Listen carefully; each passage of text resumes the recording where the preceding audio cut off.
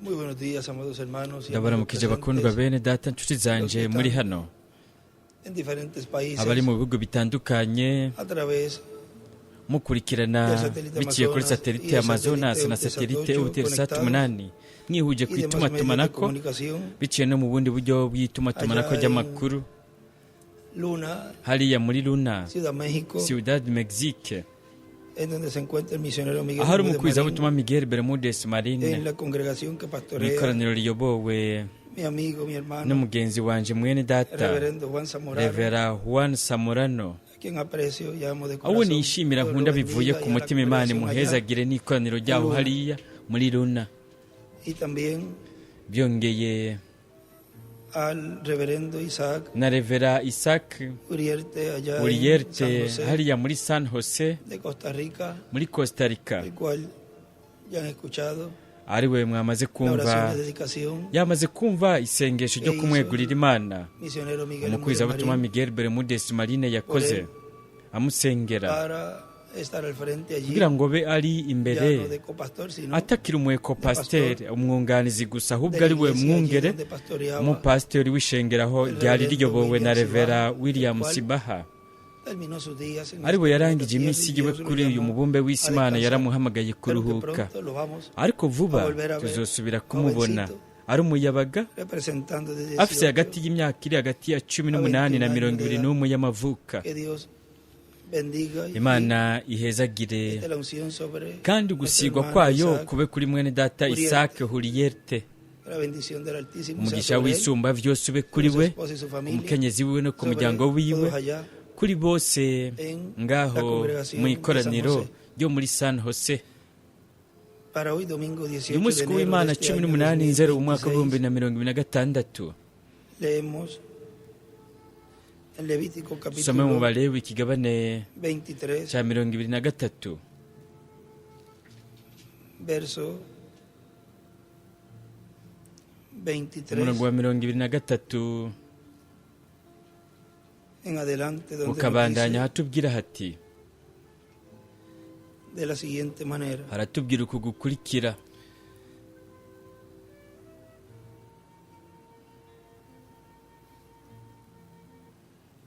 y habló Jehová a uhoraho abarira Moisés, Mose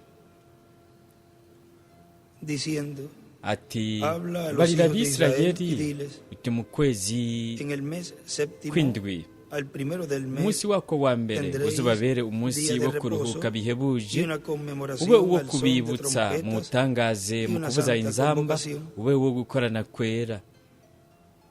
Ahí encima Hejuru del verso 23 y'umurongo wa escribe 23 Apocalipsis arandika 7, ko verso byashyuye 2, hanahindika 14, umurongo wa verso kabiri 1. 14 umurongo wa mbere. Y también ahí escribe byongeye ngaho arandika ko al lado, ahí encima, ku ruhande hejuru día, año nuevo civil, umunsi umwaka mushasha día del recuerdo, w'abanyagihugu, También umunsi escribe w'icibutso, nabyo día, byandika ko año ngaho nuevo civil, umwaka mushasha, umunsi Dia mushasha, del umwaka mushasha recuerdo. w'abanyagihugu, umunsi w'icibutso.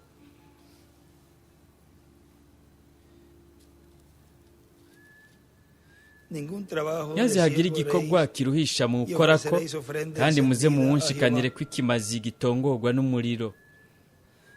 También habló Jehová a Moisés, uhoraho abarira Mose diciendo, a los ati 10 umunsi días de ugira este 10 mes, w'uko kwezi nyene kw'indwi, y ella escribe aharandika ko Tisri, ngo Tishri, Tisri, Tishri, Tishri, y a la derecha escribe iburyo naho octubre. yandika ko ngo ukwezi kw'icumi, A los 10 días de este mes, umunsi ugira séptimo 10 w'uko será kwezi nyene el día de kw'indwi niwo expiación. munsi w'impongano, Tendréis santa uzubabere uwo convocación, gukorana kwera, y muze mwame afligiréis mwibabaza vuestras kandi almas, muze y muwunshikanire ko ofreceréis ikimazi ofrenda gitongorwa encendida a n'umuriro. Jehová.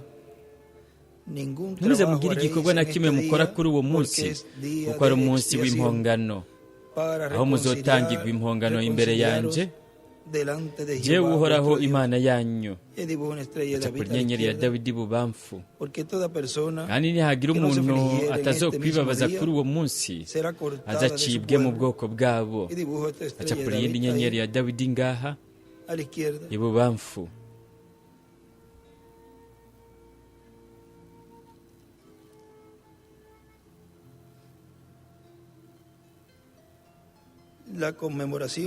ugutangaza umunsi biciye mu ijwi ry'inzamba. Mwashobora gufata ibyicaro byanyu.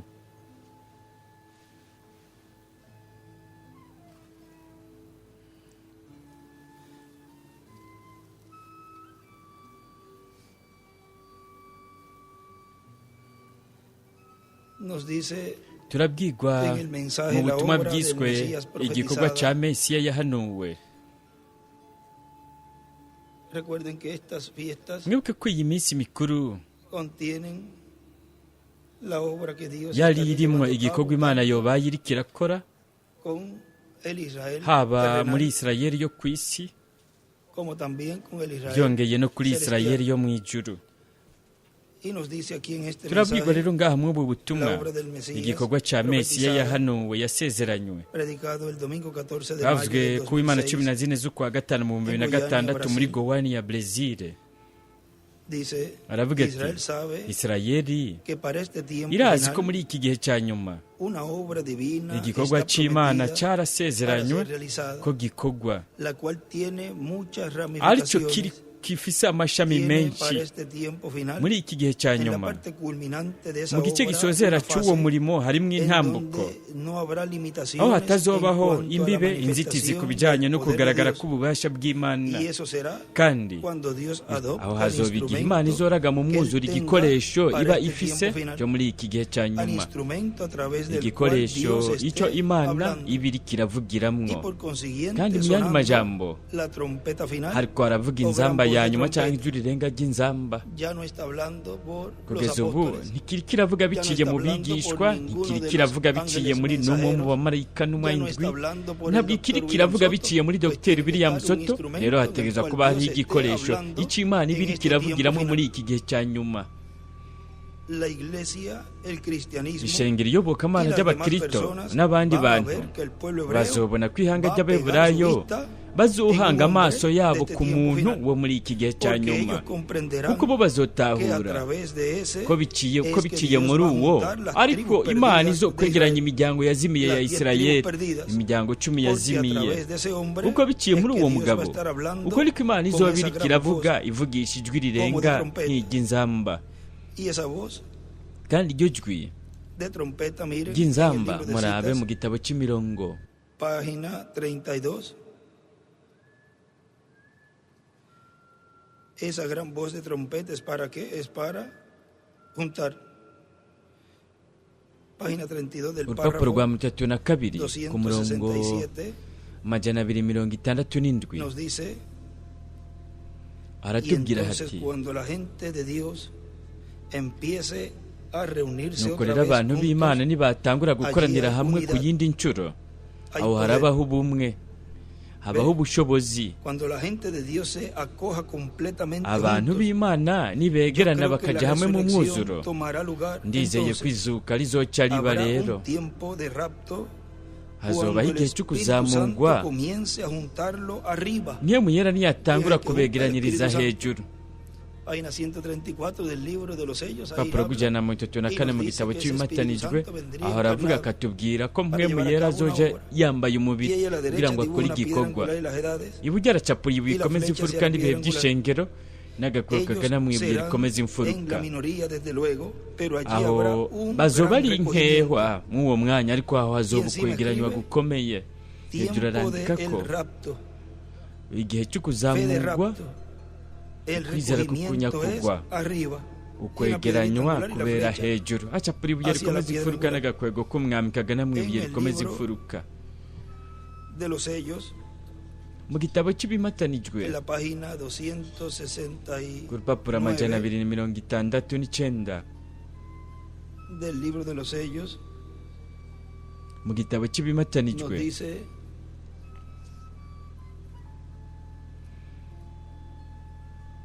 ahí el segundo párrafo, ku murongo ugira kabiri,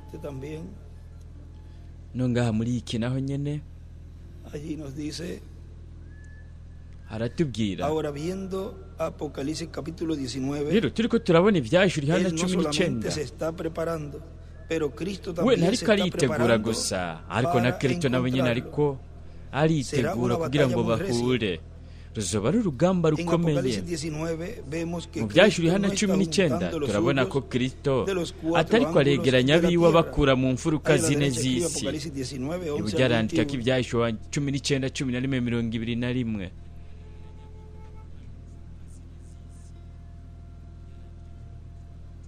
Porque habrá un remanente pequeño. Kuko hazoba hariho amasigarira makeya. Ngaha arandika ko ku masigarira makeya arandika ngo ishengero umugeni. Ngaha muri iki kindi arandikamo ubwa mbere umugeni, hanyuma akandika ngo n'ibihumbi 144 by'abayahudi kuri uyo murongo aha hejuru. Ibubamfu amaja hejuru arandika ngo amasigarira makeya. Entonces, ¿qué está haciendo? None ariko akora iki? Los está juntando de los 4 ángulos. Ariko abegeranya bava mu mfuruka zine z'ijuru. Y ahí dibuja a la derecha una piedra angular. Ngaha iburyo aracapura ibuye rikomeza imfuruka n'ibihe by'ishengero. Y escribe también ahí debajo. Yongera arandika ko ngaha hepfo iburyo ngo mu buseruko, mu buraruko, mu bumanuko, mu burengero. Ahora sigue diciendo aquí. Por lo tanto, arabandanya avuga hano, la obra que está nuko rero profetizada igikorwa cyahanuwe para ser realizada ko gikorwa y a todos vamos a ver kizokorwa kandi twese tuzobona icyo gikorwa tukibonere hagati mu banyamahanga ubwa mbere, kuko hagati mu banyamahanga niho we yobaye ariko arakorera icyo gikorwa kugira ngo asohore arondere umugeni, ishengero umugeni. Mu butumwa bwiswe ngo ibise byo kuramukwa haravuga ati umugeni, ishengero rishashe ryo mu ngandi y'imyaka 1000. Mu butumwa bw'isi ibise byo kuramukwa murabe ku rupapuro rwa 33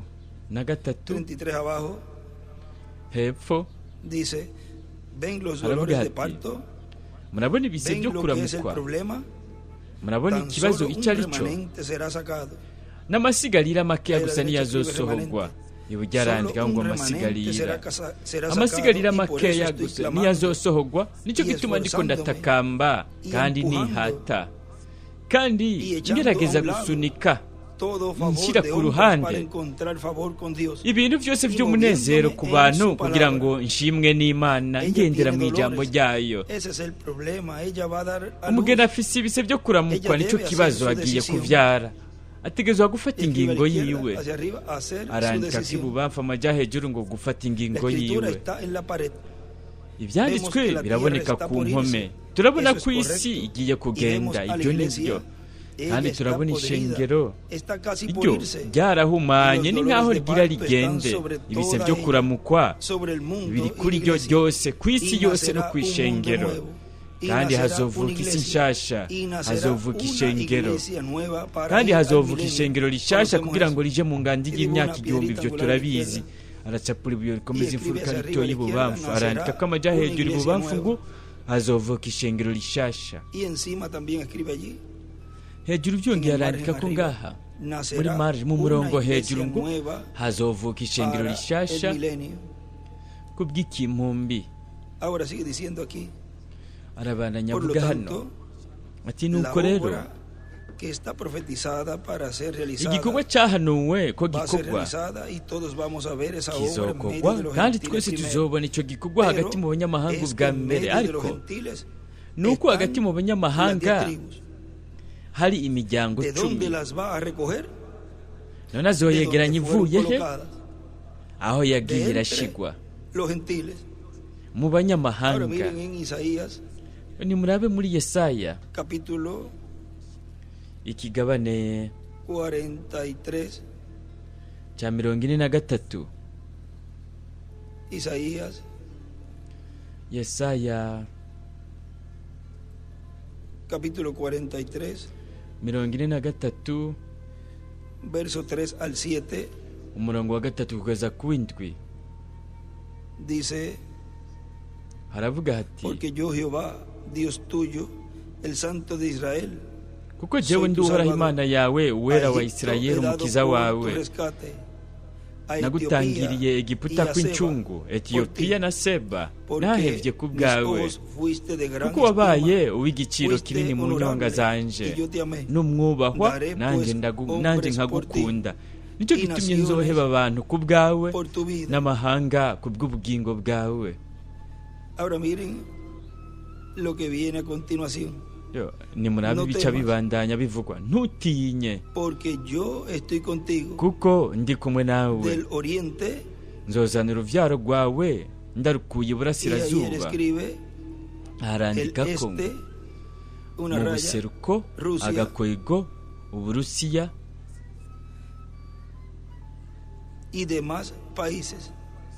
nzogukoraniriza hamwe ndagukuye iburengerazuba. Yaranditseho ngo n'ibindi bihugu, arandika ko ngo mu buseruko, agakwego, Uburusiya no mu bindi bihugu.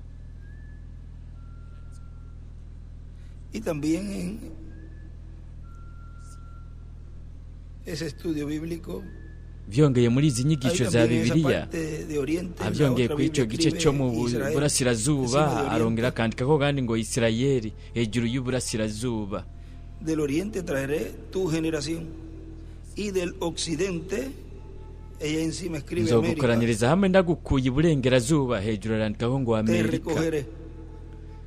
Y al lado derecho escribe América. Ku ruhande rw'iburyo arandika ko ngo Amerika.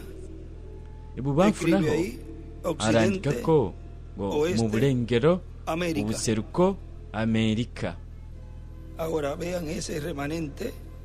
Rero murabona ayo masigarira ari ryo hanga ry'Abaheburayo, aho murabona imiryango 10 n'ibihumbi 124, imiryango 10 yo mu buraruko n'imiryango 2 yo mu bumanuko. Ariko imiryango 10 yo mu buraruko ni murabe aho vyari vyarahanuwe ko yobaye iri, kuko yarasabagiye. Kandi aravuga, Yesaya ngaha aravuga ko umwami yoyegeranije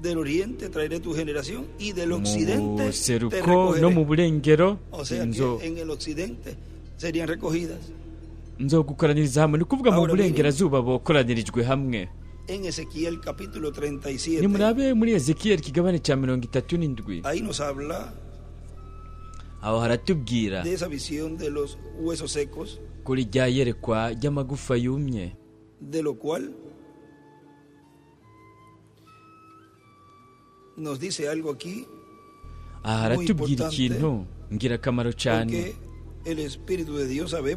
kuko mpwemu w'Imana turazi yuko yogarutse muri Isirayeli biciye mu muntu. Ariko murabe mu kigabane cya 37 verso 10, umurongo w'icumi, Ezekiyeli ahí nos dice, haratubwira hati, nuko nca mvuga nk'uko mbariye, impwemu zibinjiramwo, baba bazima, baravyuka barahagarara, ari ingabo nyinshi cyane. Rero kuri iki cyanditswe murabe mu nyigisho zimwe hejuru y'iki cyanditswe, hejuru y'aka gace ahavuga ngo impwemu zibinjiramwo, yarashize ko ngo mpwemu yera, indome E na S.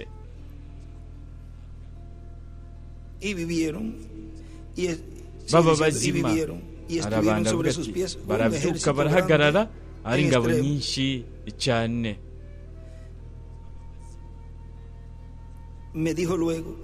Nuko arambarira ati, mwana w'umuntu, ayo magufa niwo muryango wose wa Isirayeli. Aha rero arandika ko ngo ubu ni ishengero. Hejuru arandika ko imiryango 10 yo mu bwami bwo mu buraruko. Acapura ibuye rikomeza imfuruka ngaha iburyo. Rero murabona ni hagati mu ishengero, niho iyo miryango 10 yo mu buraruko yobaye iriko irahamagarirwa, niho yobaye iriko irahamagarirwa iyo miryango 10 yo mu buraruko.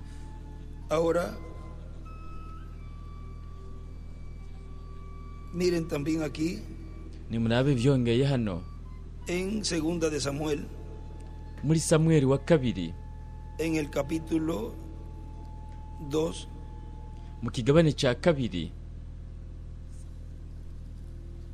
Esto fue cuando aha hari fue igihe ungido David. dawidi yasigwa,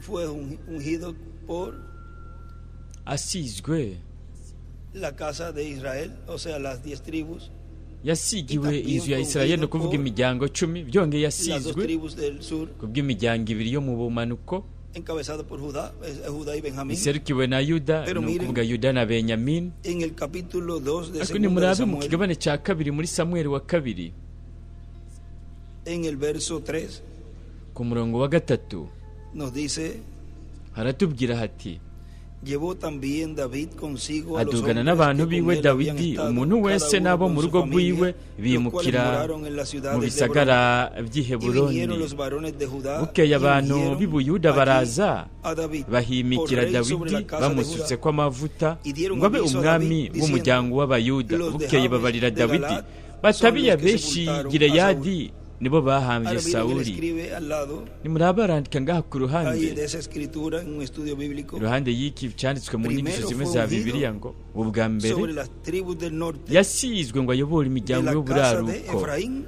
mu o nzu ya tribu de Efurayimu José, cyangwa umuryango wa y Yosefu, luego sobre la tribu de hanyuma Judá naho ngo y arongore Benjamín, imiryango ya Yuda na la Benyamini, casa de Judá. inzu ya Yuda. Primero fue ungido sobre las Ubwa mbere tribus del yasizwe norte ngo aganze imiryango yo mu buraruko de la casa de Efraín yo mu nzu ya o tribu de Efurayimu José, cyangwa umuryango wa y Yosefu, luego sobre la tribu hanyuma de Judá asigwa ngo y Benjamín, aganze umuryango wa Yuda na la casa de Benyamini, Judá. inzu ya Yuda. Fue ungido, vean ustedes allí, ellos lo Murabona reconocieron aho bo baramwemeye como rey, como su rey. nk'umwami Por lo wabo. tanto, los primeros que Nuko estarían rero reconociendo aba mbere bo baye bariko baramumenya bamwemera nk'umusigo nk'umusigo wo ku munsi esas 10 w'iherezo, tribus bo del baye norte. ari iyo miryango 10 yo mu luego, buraruko, las hanyuma dos tribus naho del sur, imiryango 2 yo mu representado bumanuko allí en Judá, o sea, la ariyo tribu de Judá y la yashushanijwe tribu muri Yuda, no kuvuga umuryango wa Yuda de Benjamín. Ahora, más n'umuryango wa adelantito, ahí nos Benyamini. habla Imbere gato ngaha en el capítulo haratubwira 5, mu kigabane cya 5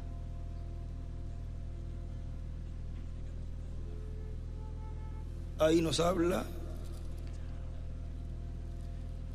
en el verso 1, ku murongo wa mbere, vinieron todas las tribus bukeye imiryango yose y'Abisirayeli igihe Heburoni kwa Dawidi baramubarira bati, heraba turakara kamwe n'amaraso amwe, kandi mu bihe bya kera hamwe Sawuli yari umwami wacu, ni wowe wajyana Abisirayeli gutabara mugatabarukana, kandi Uhoraho yarakubwiye ko ari wowe uzoragira abantu biwe b'Abisirayeli kandi kuzoba segaba wabo. Uko niko abashinga nahe bose b'Abisirayeli bashengereye umwami i Heburoni. Nuko umwami Dawidi asezeranira nabo isezerano imbere y'Uhoraho i Heburoni nyene, bamwimikisha amavuta ngo abe umwami w'Abisirayeli. Kandi Dawidi yimye amaze imyaka 30 avutse, amara imyaka 40 ku ngoma. Yamaze imyaka 7 n'amezi 6 i Heburoni aganza Abayuda. I Yerusalemu naho ahamara imyaka 33 aganza bose Abisirayeli n'Abayuda. Miren lo que a continuación sigue Rero diciendo. nimurabe ibibandanya bivugwa hano. Ahora recuerden Rero que mwibuke una cosa son ko las 12 ikintu tribus kimwe n'imiryango en donde 12,000 de Cumi, cada tribu, que son aho ibihumbi 12 vya buri 144,000, muryango ari byo bihumbi 144 bazohamagagwa eso begeranye, será por medio de la gran voz de bizoba trompeta biciye mu ijwi rirenga o trompeta ry'inzamba final. cyangwa En el inzamba libro de citas, en y'iherezo. la página Mu gitabo cy'imirongo ku rupapuro 111 rw'111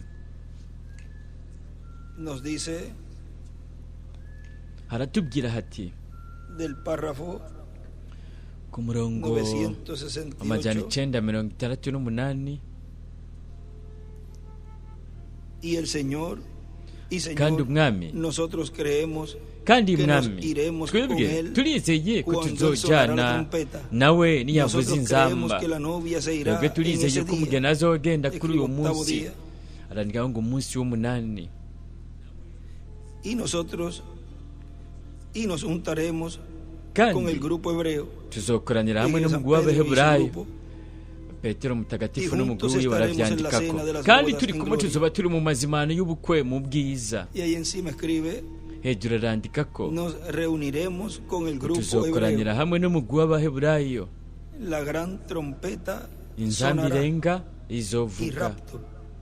be n'izamugwa. Y también escribe ahí encima Yongera arandika ko de- ngaha hejuru el comienzo de ese párrafo ku ntango y'uyu murongo 968. amajana escribe 968 el día arandika ko ngo umunsi ugira 8 nos reuniremos con el grupo hebreo. tuzokoranira hamwe n'umugwi La gran w'abaheburayo, trompeta sonará inzambi irenga y rapto. izovuga be El n'izamugwa día octavo umunsi ugira 8. en las edades, mu Sin gitabo editar. cy'ibihe by'ishengero en kidasubiwemo la página ku rupapuro 364 rw'amajana 364 de este libro de las edades sin muri editar, iki gitabo cy'ibihe by'ishengero kidasubiwemo nos dice allí aha haratubwira abajo en el párrafo hepfo ku murongo 254 w'amajana 254 aravuga hati rero para mwitegereze mostrar que esta no kugira es ngo la edad twerekane metodista de la kwica cual estoy atari igihe hablando. cy'abametodisiti Sin icyo ndiko embargo, ndavuga es ko el traslape, ariko nta nkeka y ahí escribe a la derecha entrelace. iburyo arandikaho ngo ni Miren, ugusobekerana están listos para escuchar. nimurabe Todos muriteguriye kumviriza escuchen bien mwese ahora. mwumvirize Por neza cuanto muri uyu has guardado mwanya la palabra de mi kubera ko paciencia, witondeye yo también te ijambo ryo guardaré. kwihangana nanjye Ese pequeño nzokurinda remanente ayo masigarira escribe a la makeya derecha remanente arandika k'iburyo ngo y una amasigarira piedra angular n'ibuye rikomeza de la imfuruka hora de la prueba. nzokurinda isaha cuando- y'ikigeragezo tres puntos. igihe utuburungu 3 La iglesia va a llegar a un punto en que ishengero ustedes tendrán rizogera que aho entrar en mwebwe esta organización. muzotegezwa kwinjira muri iryo O sea, shirahamwe usted lo va a tener, hermano. Eso es todo. mwebwe bizoba bako bene data ni byose canke mwebwe muzoshika ishirahamwe canke muje ku ikimenyetso cy'igikoko hejuru muri marge arandika ko ngo ikimenyetso cy'igikoko Eso es todo. nivyo Usted va a estar organizado. mwebwe o muzoba tomará la mwabaye marca de la ishirahamwe bestia, canke tomar- muzoja o ku tomará- igishushanyo o cy'igikoko usted le va a organizar, canke o mwebwe va a muzorigira entrar en la ishirahamwe denominación, canke muzokwinjira mu lo cual idini realmente viene ari la byo marca de la mu bestia. by'ukuri biraje Porque kiraje es ikimenyetso un cy'igikoko kuko Ven, ni ukwaka escriba a la derecha, uburenganzira boicot. murabona arandika ngo kwaka uburenganzira boycott venir sobre qué ha de venir sobre el mundo niki entero kigiye para probar ikigeragezo a los kigiye que kuza moran ku isi sobre la yose tierra. kugira ngo gipima ababa ku isi He bose aquí yo vengo pronto, ndaje vuba retén lo que tienes para que ninguno wumire te ku quite cyo tu ufise corona. kugira ngo ntihagire n'umwe kwaka Ahí igitsibo en cyawe ese lado derecho, ku ruhande en esa rw'iburyo porción de la escritura, kuri dibuja una ako piedra gace angular y las k'icyanditswe edades. haracapura ibuye rikomeza imfuruka n'ibihe by'ishengero Ahora esta gran prueba, la rero hora icyo de la kigeragezo prueba que va a gikomeye venir isaha para y'ikigeragezo probar al igiye mundo kuza entero, kugira ngo igize abari ku entra isi en la bose tribulación. yinjira mu En unos mubabaro momentos lo mwinshi veremos. mu mwanya mutoya Entra turaza en la kubibona tribulación. itangura Y mu la mubabaro tribulación no mwinshi vino en los kandi días mu de mubabaro Wesley. mwinshi ntiwaje mu Así minsi que, ya Wesley ¿en qué edad estamos? none turi mu gihe Delante de kihe qué es puesta esta puerta.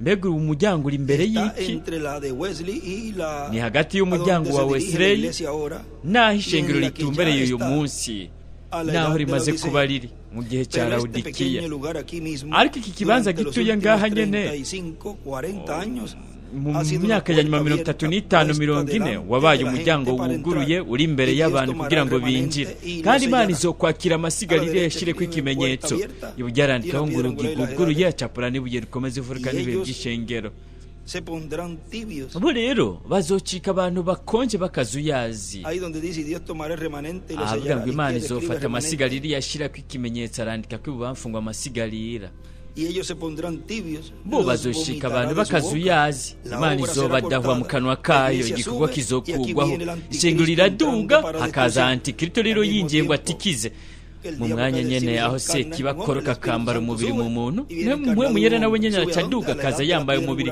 mu muntu aduga he mu gihe cy'ubuye rikomeza imfuruka arava mu kiringo cy'ubuntu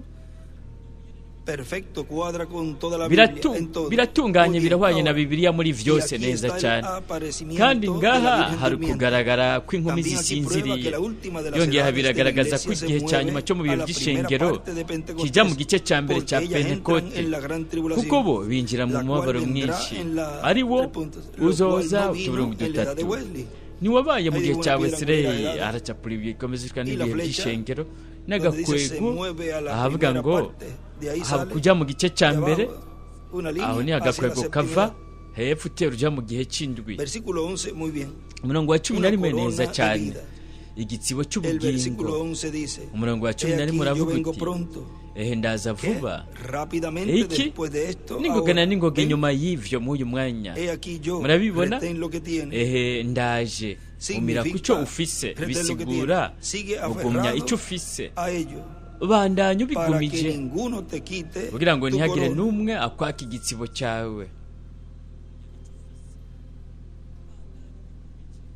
Ahora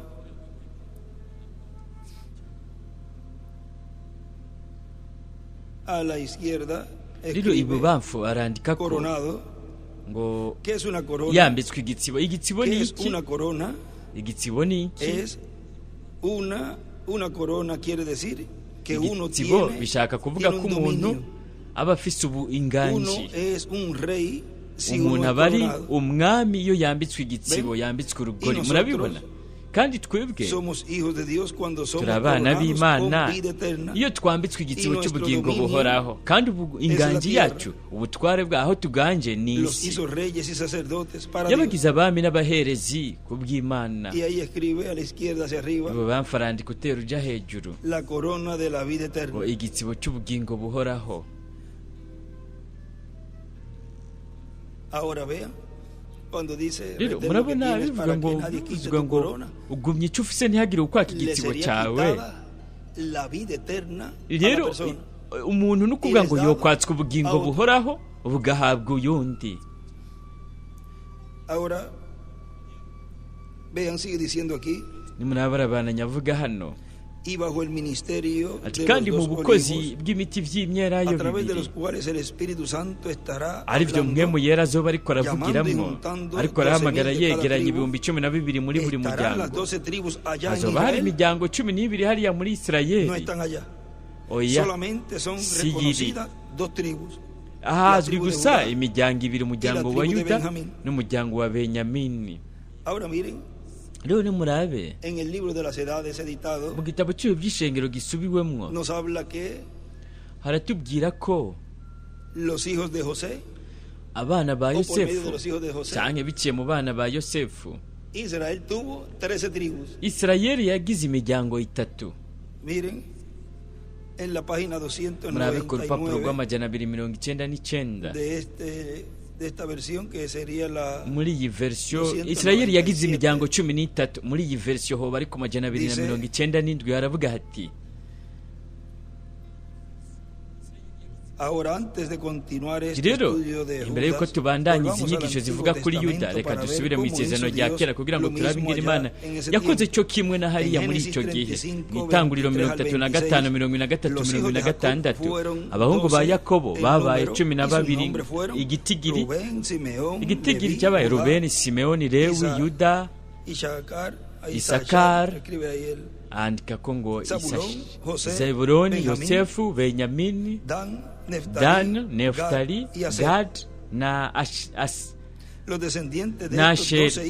Abakomoka mu abo bahungu 12 yabaye imiryango 12 ya Isirayeli, ukuyemo gusa ko Yosefu atagize umuryango witwa wiwe, kuko uko Imana yabigenye hari kuzobaho imiryango 13. Kandi abahungu 12 ba Yosefu barahawe icyubahiro cyo kuzana imiryango 12 ba 13. Mwebwe murabizi guhera icyo gihe byabaye ibintu ngombwa kubera ko Lewi yatandukanijwe n'Imana akaba mu buherezi. Arandika ngo abahungu 2 ba Yosefu bazanye Isirayeli, batumye Isirayeli iba imiryango 13. Abahungu 2 ba Yosefu bazaniye Isirayeli kuba imiryango 13. Igihe Isirayeli yava muri Egiputa, Imana ikamuhitabira nakuro mu bugaragwa. Turabona umuryango wa Lewi uri kurafasha imiryango 12: Reubeni, Simeoni, Isakari, Yuda, Zebuloni, Benyamini, Dan, Neftali, Gad, Asher, Efraimu na Manase.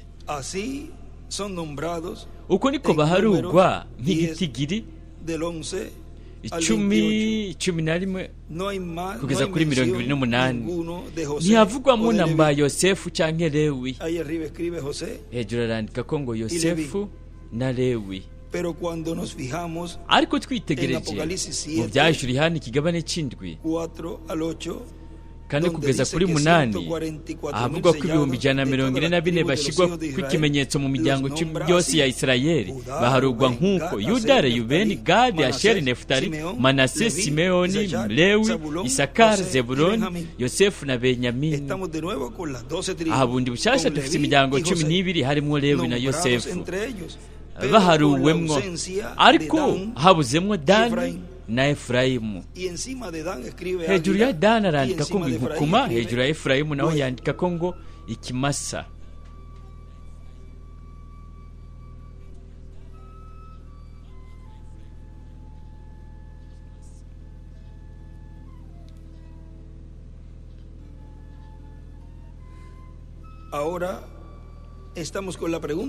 Rero dufise ikibazo, ni kubera ko iyo miryango ibiri yakuwemwo, kubera ko iyo miryango ibiri yakuwemwo.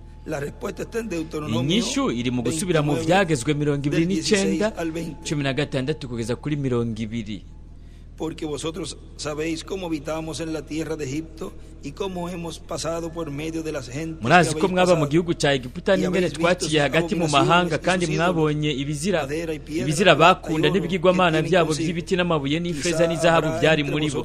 Muri mwebwe ntihaze hagire ukura umutima kuhoraho Imana yacu ngo ajye gusaba imana z'ayo mahanga, ari umugabo cyangwa umugore cyangwa inzu cyangwa umuryango, kugira ngo muri mwebwe hoye kuba umuzi uzana ibamba n'umururazi.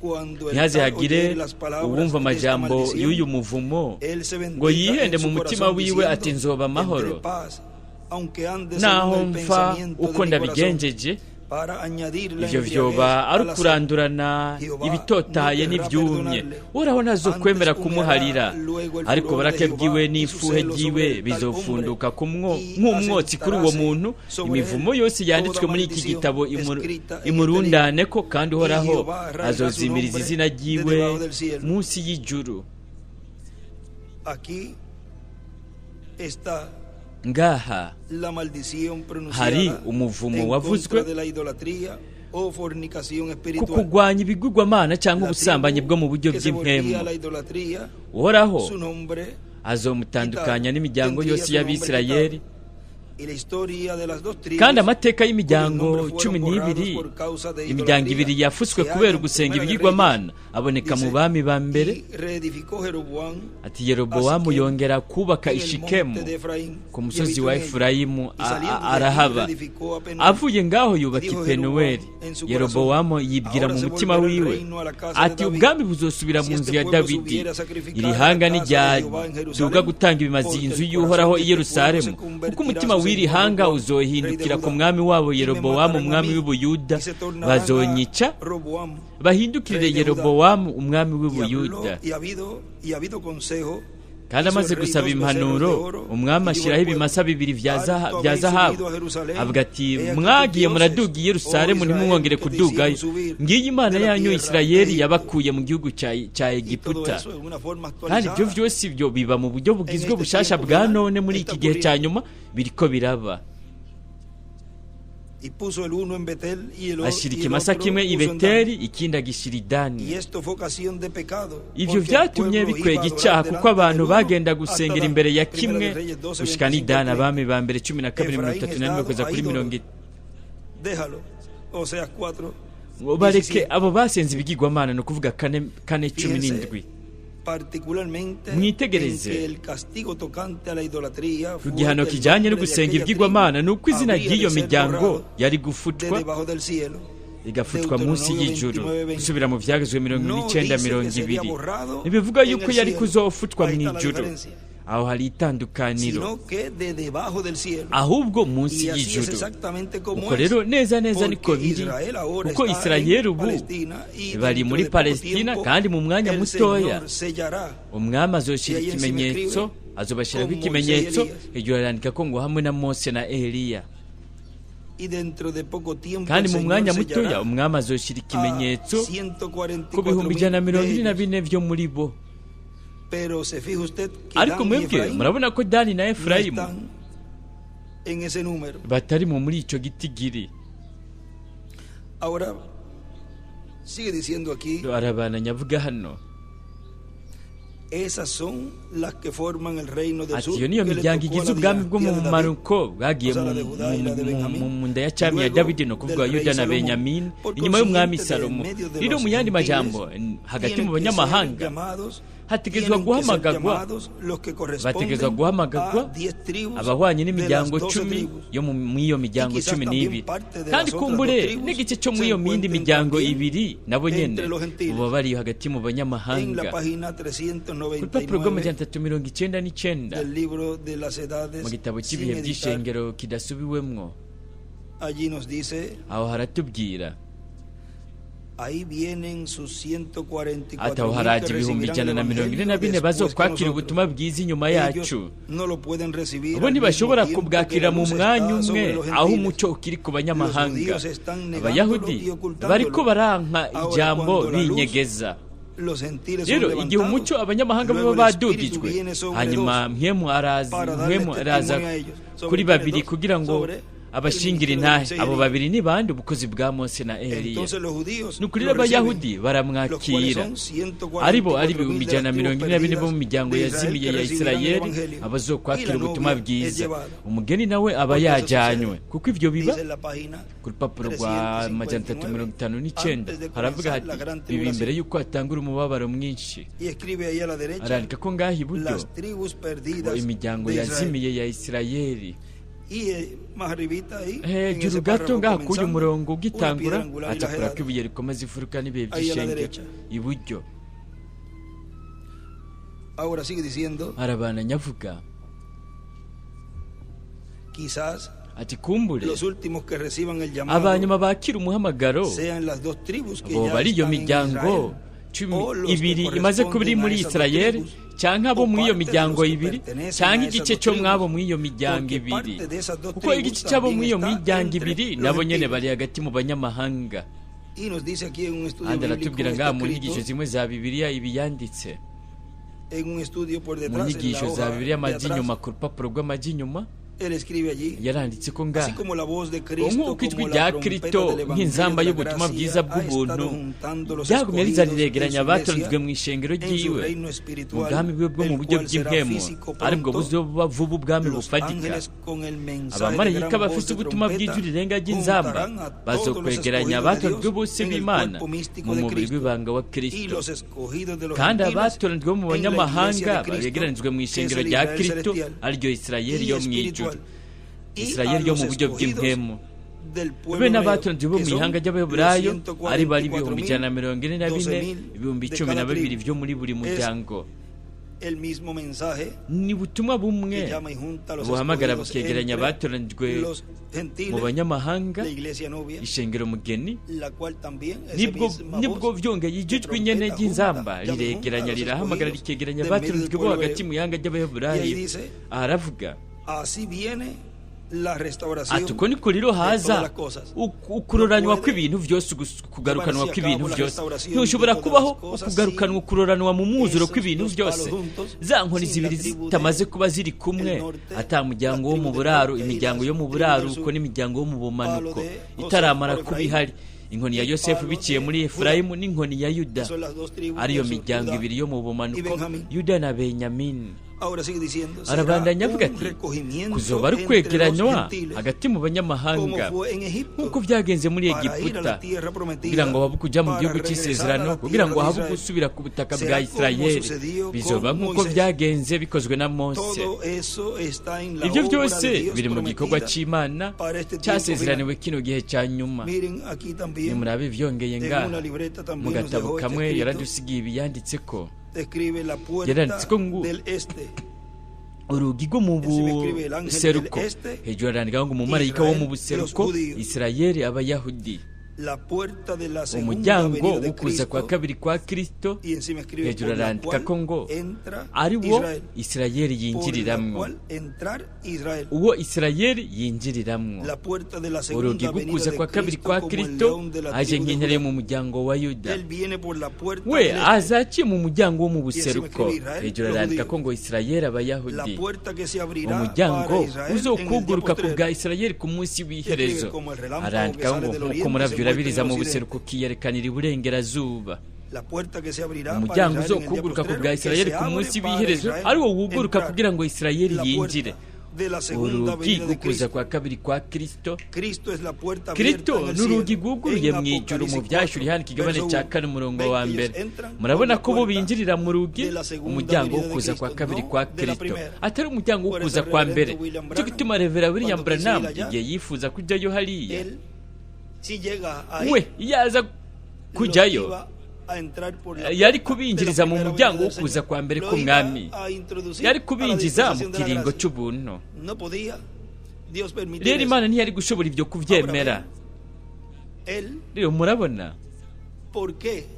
we ni kubera iki we atemerewe kujyayo ngo ashikeyo, ariko nta nkeka Dr. William Soto we yego, icyo ni ikibazo cyiza. Rero murabona we ntiyari gushobora kujyayo hariya. We yari afise bumwe mu bukozi bw'imyelayo ibiri, yari afise ubukozi bwa Eliya mu kugaragara kwe kugira 4. Ni ukuvuga yari afise ubukozi bumwe mu bukozi bw'imyelayo ibiri, ari byo ku iherezo ry'igihe ubwo bukozi bwobaye buri imbere mu gikoresho kimwe, aho baye hari ubukozi bwa Eliya mu kugaragara kugira 5 n'ubukozi bwa Mose mu kugaragara kwabwo kugira 2. Kandi ku ishengero ikimatanije cy'indwi aho baye hari ubukozi bwa Yesu mu kugaragara kwabwo kugira 2. Rero murabe ngaha byongeye haratubwira mu gitabo cy'ibimatanijwe ku rupapuro, reka turabe nimba ari muri iki 458 mu gitabo cy'ibimatanijwe. Mu Kiespanyol haravuga hati, no ngaha byongeye aheranditse ko ku 458 abajo hepfo aravuga ati,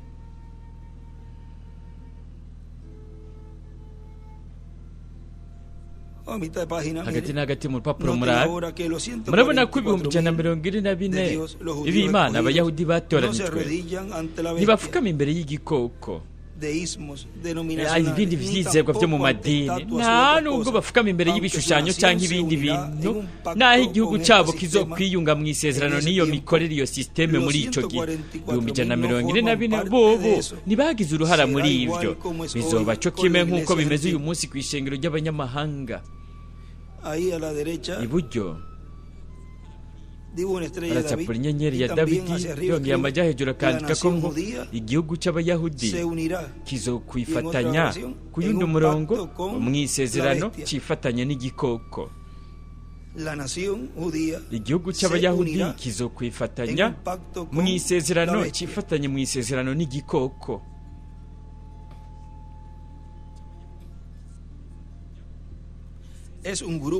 Ni umugwi watoranijwe kandi ntivyoshoboka ko binjira mu bintu nka mwene n'ivyo. Bo ntibazovyizera. Oya mugenzi, umucyo wamaze kubamurikira, nuko rero guhera ukabandanya byose biba byatunganye. Bo nibabona bibaye, hanyuma babone igishinga ntahe kibigaragaza, babone muri Bibiliya ko ijambo riri hari rizima, hejuru arandikaho ngo ryambaye umubiri. No kuvuga ijambo ririko rirahabwa ubuzima, muri iki kindi arandikaho ngo ribaye umubiri. No kuvuga ijambo ribaye umubiri, ko ijambo ririho ari rizima babibonye. birakwiye ko umuntu abihoza bakigumira mu mahoro, kuko bo baraheza bakizera mu mwuzuro. Byoshoboka ko batoshobora kubitangira insiguro, ariko baba bazi ko bamaze kubironka. Nicyo gituma ati bo nibamara kuronka ubushobozi bwo gushobora kugumya ikintu nyakuri, atari ubuvugishwa, atari indome gusa. Indome ziricisha, ariko impwemu itanga ubugingo. Ubu nibabona ingene bashobora kugumya ikintu kanaka, hazoba hari Mose na Eliya. Nkuko nagenda bivuga mu ncuro nyinshi, hari ibintu byinshi ntashobora gutangira insiguro, ariko nkaba nzi ko ari ukuri. Ibo bamfu arandikaho ngo sinshobora kubisigura, ariko ndazi ko ari ukuri.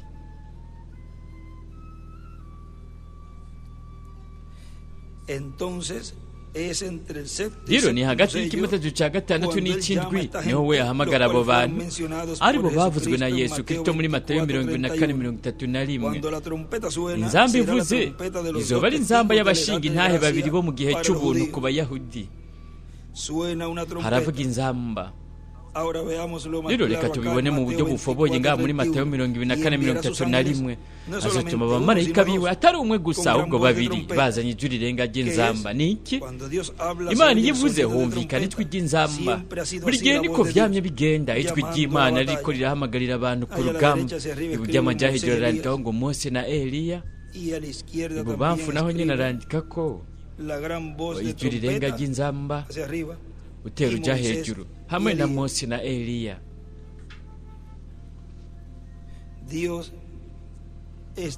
Imana ibiriko iravuga. Abamarayika babiri bazanye ijwi ry'inzamba, kandi mumenye neza, mu minsi y'ijwi ry'umumarayika agira indwi haravuga inzamba. Mu minsi y'ijwi ry'umumarayika wa mbere haravuze inzamba. Mu minsi y'ijwi ry'umumarayika wa kabiri haravuze inzamba. Uko ariko byagiye biragenda, igihe Imana yazirarungika umwe umwe muri abo, igihe yarungika umwe muri bo. Ariko igihe hatangazwa ibimatanijwe, bose bari bakoranira hamwe mu nama ikomeye y'Imana kugira ngo hahamagurwe umugwi w'abantu. Aho habayeho ijwi ry'inzamba imwe, kandi harahishuwe ibimatanijwe y'indwi. Yo iriko irakoraniza hamwe Abayahudi bayo batoranijwe bava mu mfuruka zine z'isi. Arandika ko ngaha ngo mw'ijuru. Nimurabi bamfute urya hejuru arandika ngo ijwi rirenga ry'inzamba.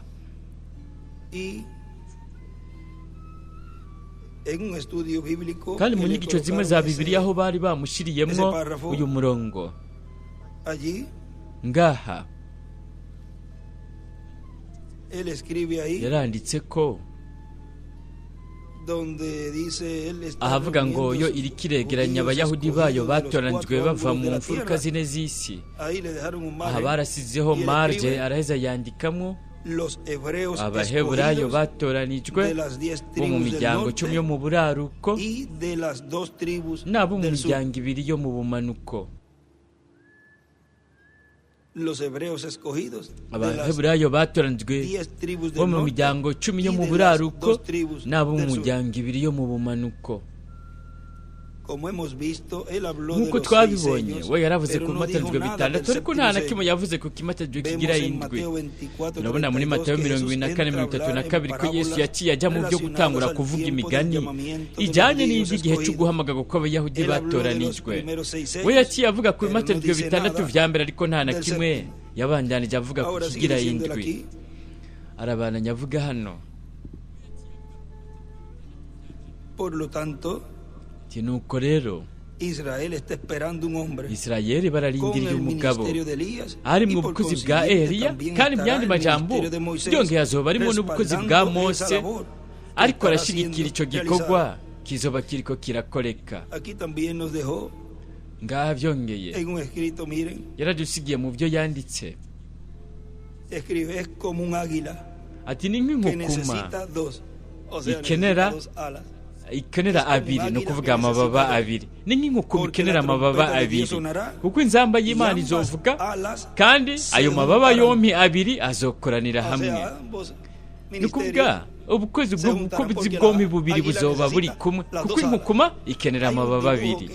Hariho igicapu yacapuye sinakizanye yacapuye igicapu cy'inkukuma menga kiri muri kimwe mu bitabo by'ibihe by'ishengero aho yacapuye niba mwoba mugifise nimurabe ngiki hano nimurabe ndanezerewe kuko ndakibonye n'ingoga raba hano mwiki gicapu sizi ko mwebwe kimugifise niba mwokiduza n'ingoga na n'ingoga kuko twarigeze kucerekana aho yacapuye inkukuma yarandika ko ngo aho Yesu ari hazoba hari Mose na Eliya kuko umwana w'umuntu azana n'abamarayika biwe arandika ngo Malaki 4:2 arandika ko kandi Yesu amajya hagati na hagati Mose na Eliya hamwe mutatoye reka ndabafotorera ifoto n'ingoga ndayibahe kugira ngo muyibone mumenye neza ingene igicapu kimeze nimurabe rero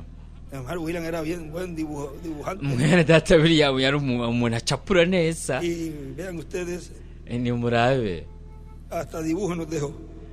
yadusigiye n'ibicapu aha rero turashobora kubona kugeza no ku bana bato barashobora kubona ibi byose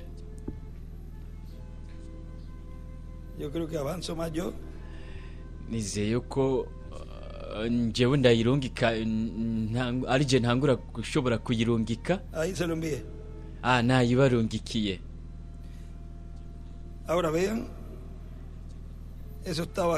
rero murabona yari iri ngaha muri iki gitabo cy'ibihe by'ishengero nimurabe murabona hariho igitutu ariko mwebwe musanzwe muyifise murabona ko hakenerwa amababa abiri kuko umwana w'umuntu ntashobora kuza adafise ibaba ategezwa kuza afise amababa abiri nimurabe yagicapuye uku inkukuma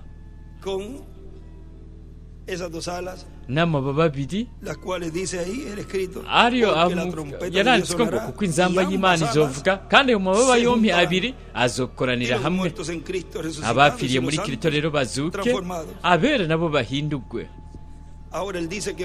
rero avuga yuko Mose avuga yuko Eliya azohamagara Mose bajyane urupapuro rwa 57 inge turabe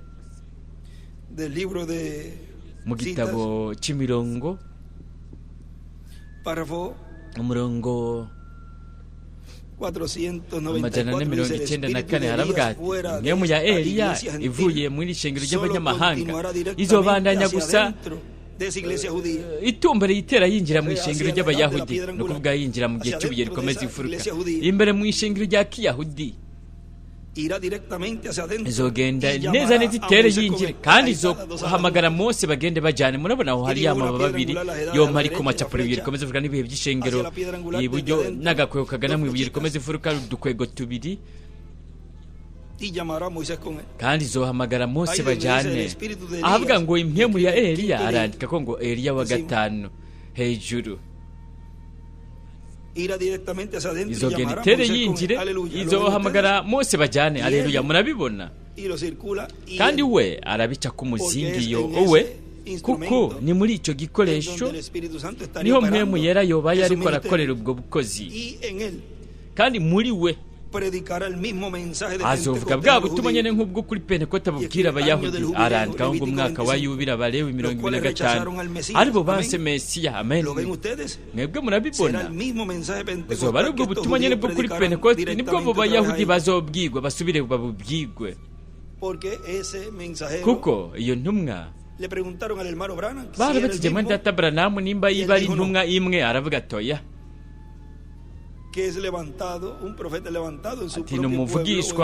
ati umuvugishwa hahagurutswa mu ihanga basangiye inkomoko turabe mu bibazo n'inyishu niho biri ku 400 inge turabe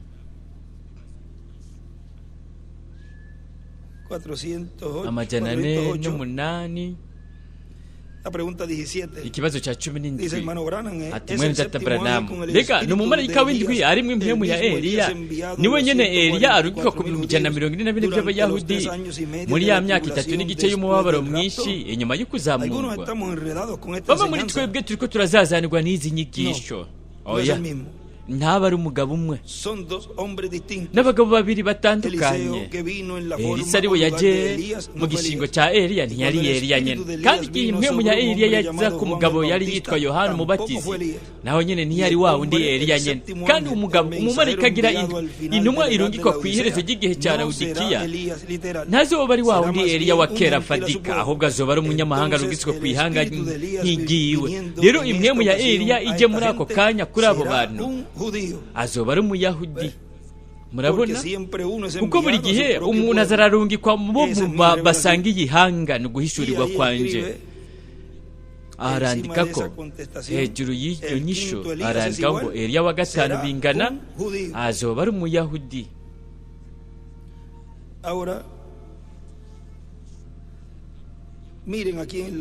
Nimurabe hano aho twari ko turasoma ku rupapuro rwa 57 hejuru arandikaho ngo Mose na Eliya.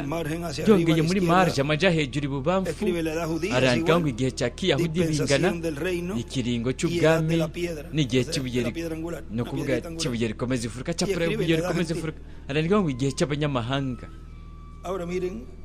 Rero murabe ngaha turabwirwa mu butumwa bwiswe abasigo bo mu minsi y'iherezo, urupapuro rwa 40 muri ubu butumwa haravuga hati, mwibuke igihe yagerageza kwigaragariza mu ishengero yarirukanywe. Kugeza n'ubu iryo shengero bavuga ngo bo ni abasigo 3, ariko ijambo riri hano kiritubwiwe ni ijambo risizwe. Araryaho ngo Mose na Eliya ariryo rizoza mu gihimba cy'umubiri we gisigaye umugeni. Riva hehe? Mu mugeni. Abasigwa 3, ya mazi nyene yavomera ingano, nuko twabivuze mu kanya gato, aravomera n'ugwamfu. Ijambo risizwe abatojwe bonyene canke abamenywe kera nibo bazoshobora gutandukanya ivyo bibiri. Abatojwe bonyene nibo bazoshobora kubona iryo tandukaniro. Arandika ko iburyo amaja hejuru ngo ijambo ribaye umubiri. Murabe byongeye ku rupapuro rwa 94 mu gitabo cy'imirongo, umurongo 815 haratubwira hati, mwitegereze ubukozi bwa Mose. Eliya yari umuvugishwa ku mahanga, ku bihugu byose, ariko Mose we yabaye uwatanze ibyagezwe ku bayahudi bonyene. Murabibona, Mose yabaye gusa umuvugishwa ku muyahudi. Arandika k'iburyo ngo Mose na Eliya.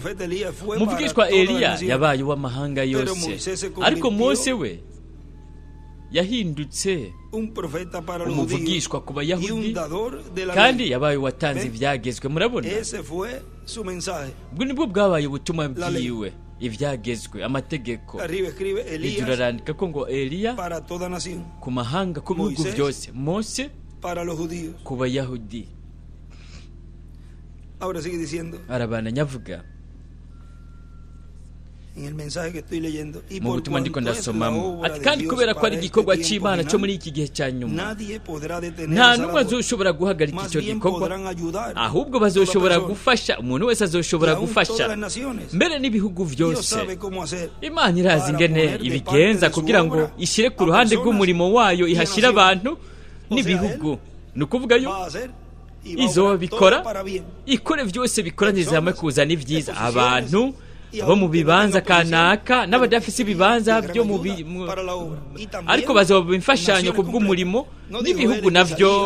Mbega Imana ntiyavuze muri Yesaya? Reka turabe muri Yesaya 66 aho amahanga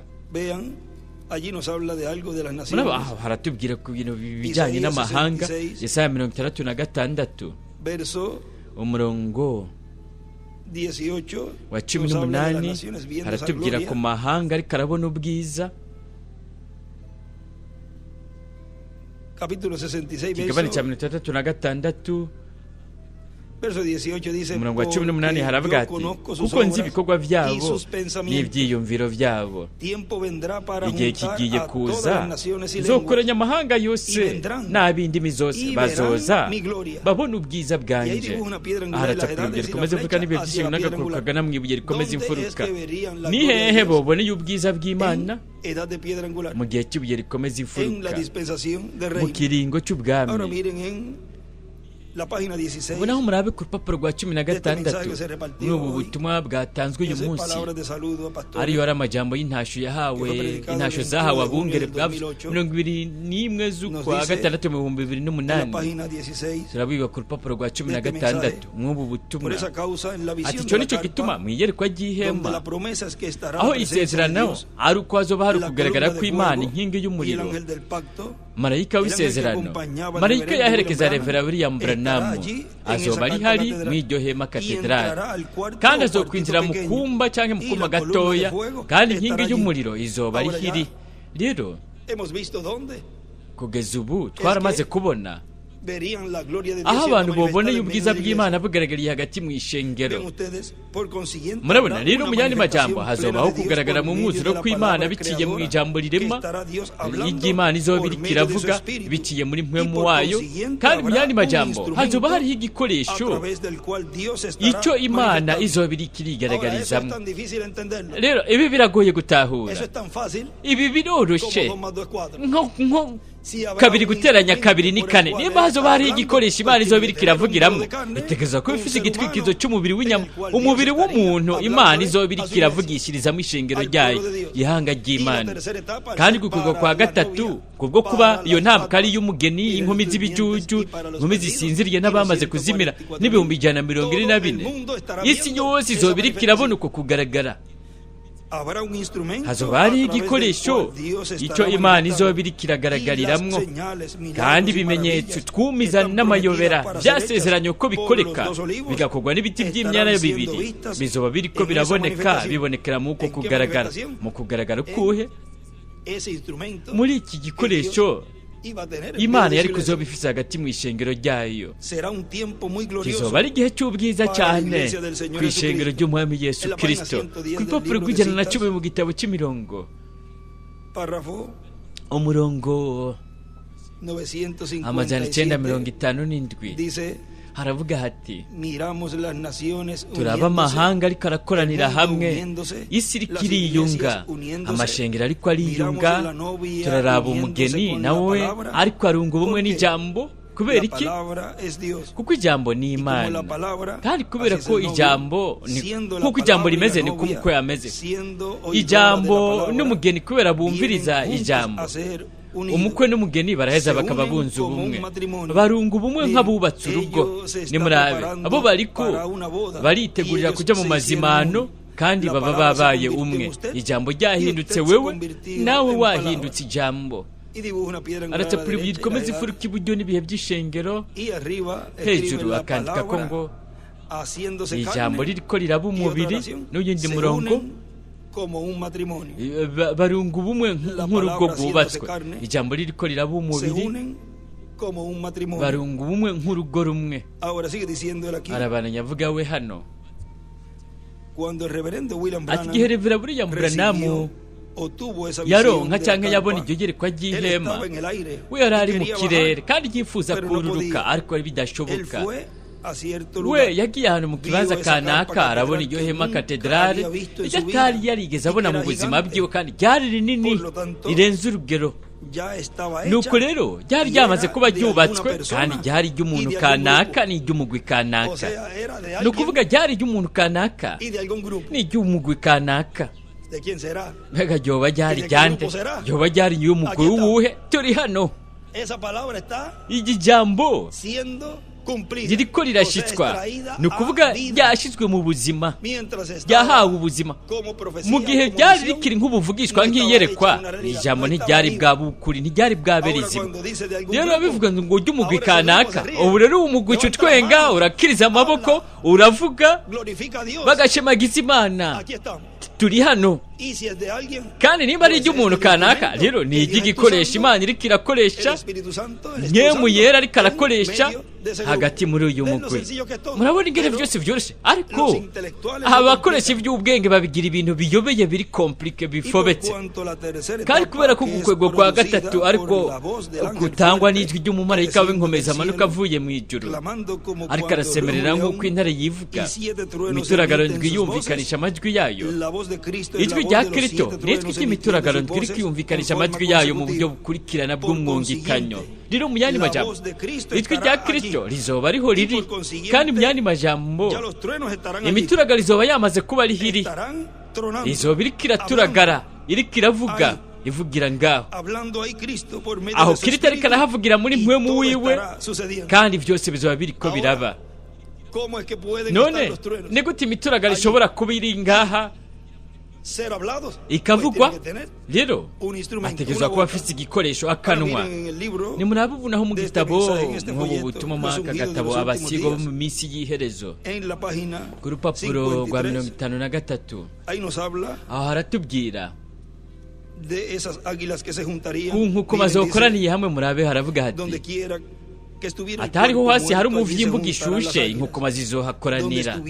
Aho zoba hari umuvyimbu gishushe, ubwicanyi, aho hazokoranira inkukuma. Aho zoba hari inyama zikiri nshasha, ijambo ryo mw'uwo mwanya, aho inkukuma zizohakoranira.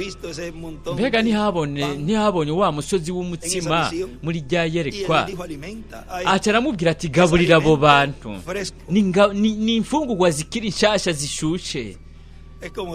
Ni nk'uko bivugwa nko mu bibanza iyo umuntu agiye nko muri resitora, mu buriro cyangwa mu kibanza kanaka, ati niho bikirangizwa gutekwa, biracyashushe, bihejeje gukugwa mu ifuru cyangwa mu isafuriya, ariko hanyuma imfungwa zimaze kubora, ibikona rero bizoca bishika ari isinze. Murabona icyo ngomba kuvuga? Ati habaye ubwicanyi, inkukuma zica ziza, ariko hanyuma izo nyama ziboze haca haza ibikona. Inkukuma yuyo namba ntiyogirira isaniro n'ibintu nk'ivyo biboze. Yesu yaravuze atari hose hazoba hari umuvyimba mushasha, ahaba hakorokeye manu. Ijoro aho manu ikoroka ikiri nshasha, inkukuma zizohakoranira na capuribyo rukomeze vuruka n'ibihe by'ishengero. Iyo ni manu yo kuwe munsi, murabona? Ariko murabe, ariko inyuma yaho ibimaze kubora ikuzura mwinyo, rero haca haza ibikona. Ntibishobora kuyimoterwa n'iyo manu itaramara kubora.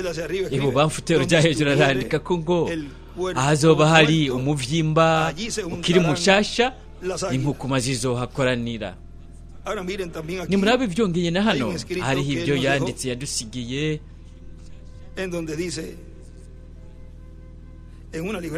mu gatabo kamwe. Arandika ko ngo kuza k'umwana w'umuntu ni ukuza kwa Kristo, marayika w'isezerano, mu muvugishwa agaragaye ariko arashitsa amasezerano yiwe awanye n'iki gihe. Kristo mu muvugishwa wiwe wa nyuma azoba ariko aravuga nk'intare yo mu muryango wa Yuda, umwami w'abami n'uganza abaganza. Kandi imituragaro ndwi irikiyo iravuga ibanga rikomeye ryo kuza kwa kabiri kwa Kristo, aje mu mubiri w'umuntu, mu mumarayika wiwe, mu muvugishwa n'Imana wiwe wa nyuma, ari mu bukozi bwa Mose ku ncuro igira kabiri n'ubukozi bwa Eliya ku ncuro igira gatanu. Gutyo rero ibanga rikomeye ry'ikimataniro cy'indwi rirahishurirwa abatunzwe b'Imana, ari bo bana b'imfura banditswe mu gitabo cy'ubugingo cy'umwagazi w'intama. Mbega ni gute hohishuwe uku kugaragara ko kuza k'umwana w'umuntu n'abamarayika biwe hagati mu ishengero ryiwe? Ryohishuwe gute iryo banga? Biciye mu gutangazwa ko imituragaro ndwi iriko iramenyekanisha ibanga ryo kuza kwiwe.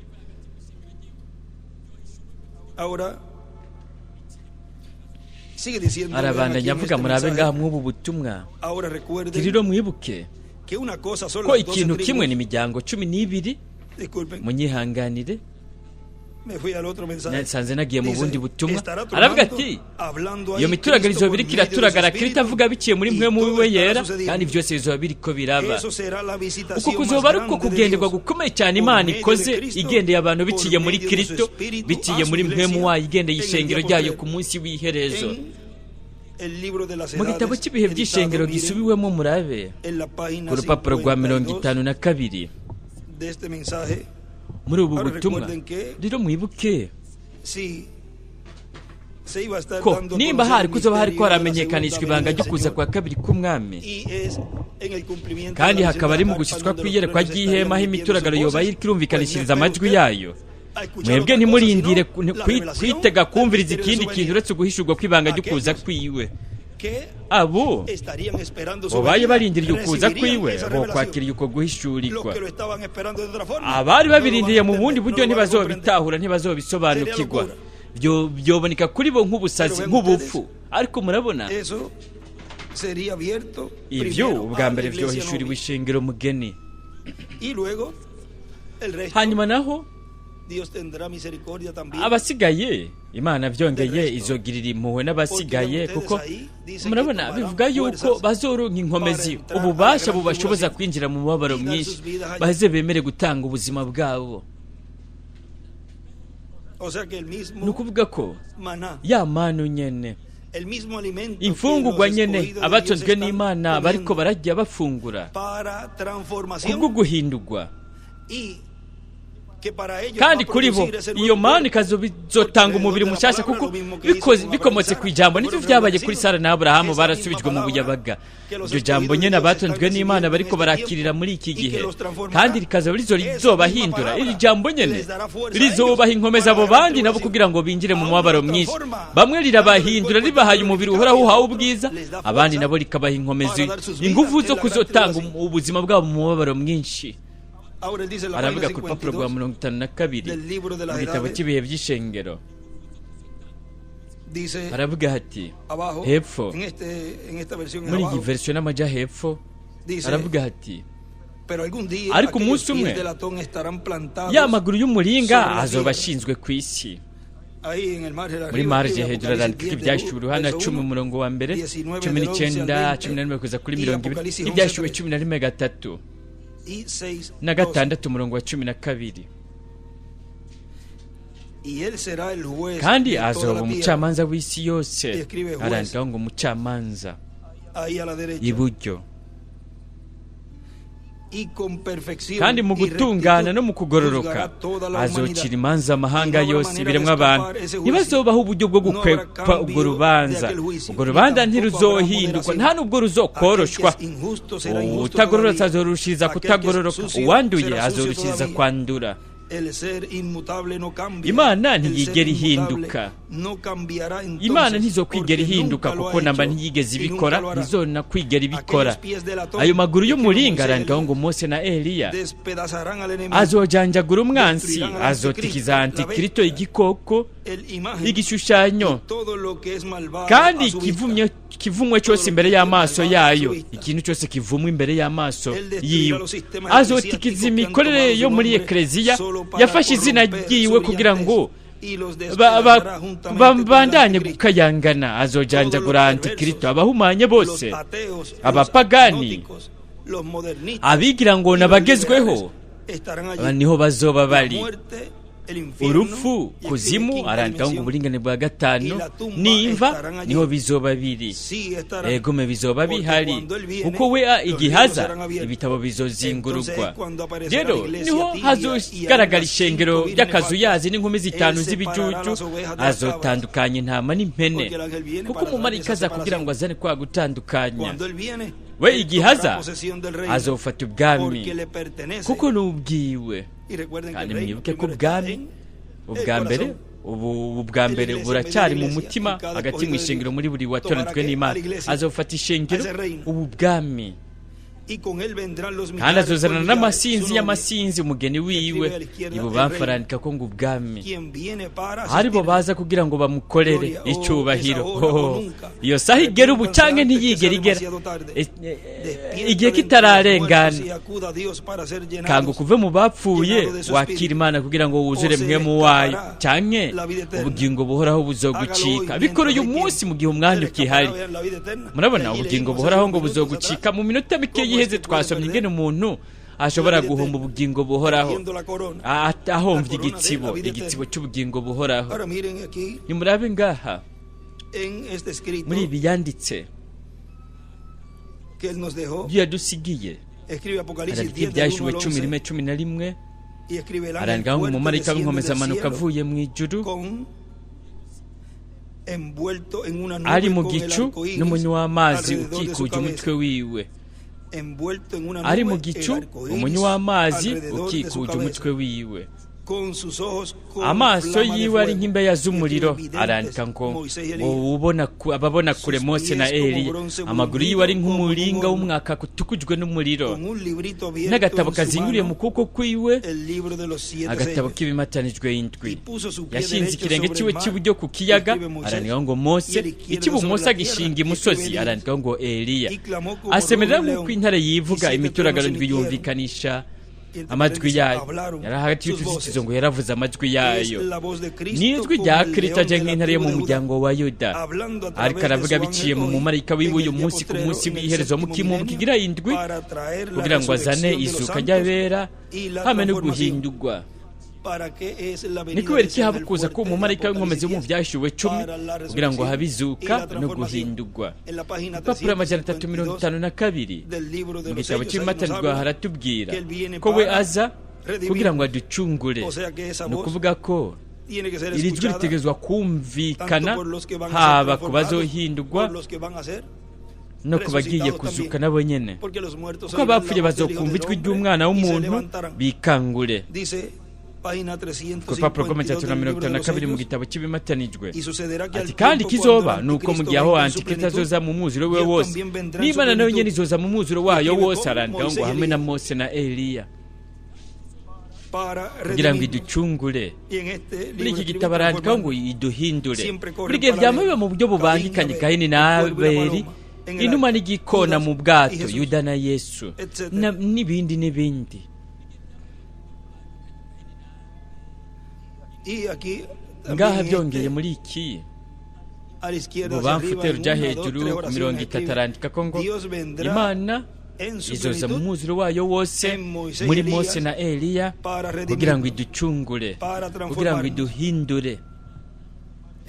Muri marje bubamfu rujya hejuru, Imana izoza mu mwuzuro wayo wose muri Mose na Eliya, kugira ngo iducungure, kugira ngo iduhindure. Rero imituragaro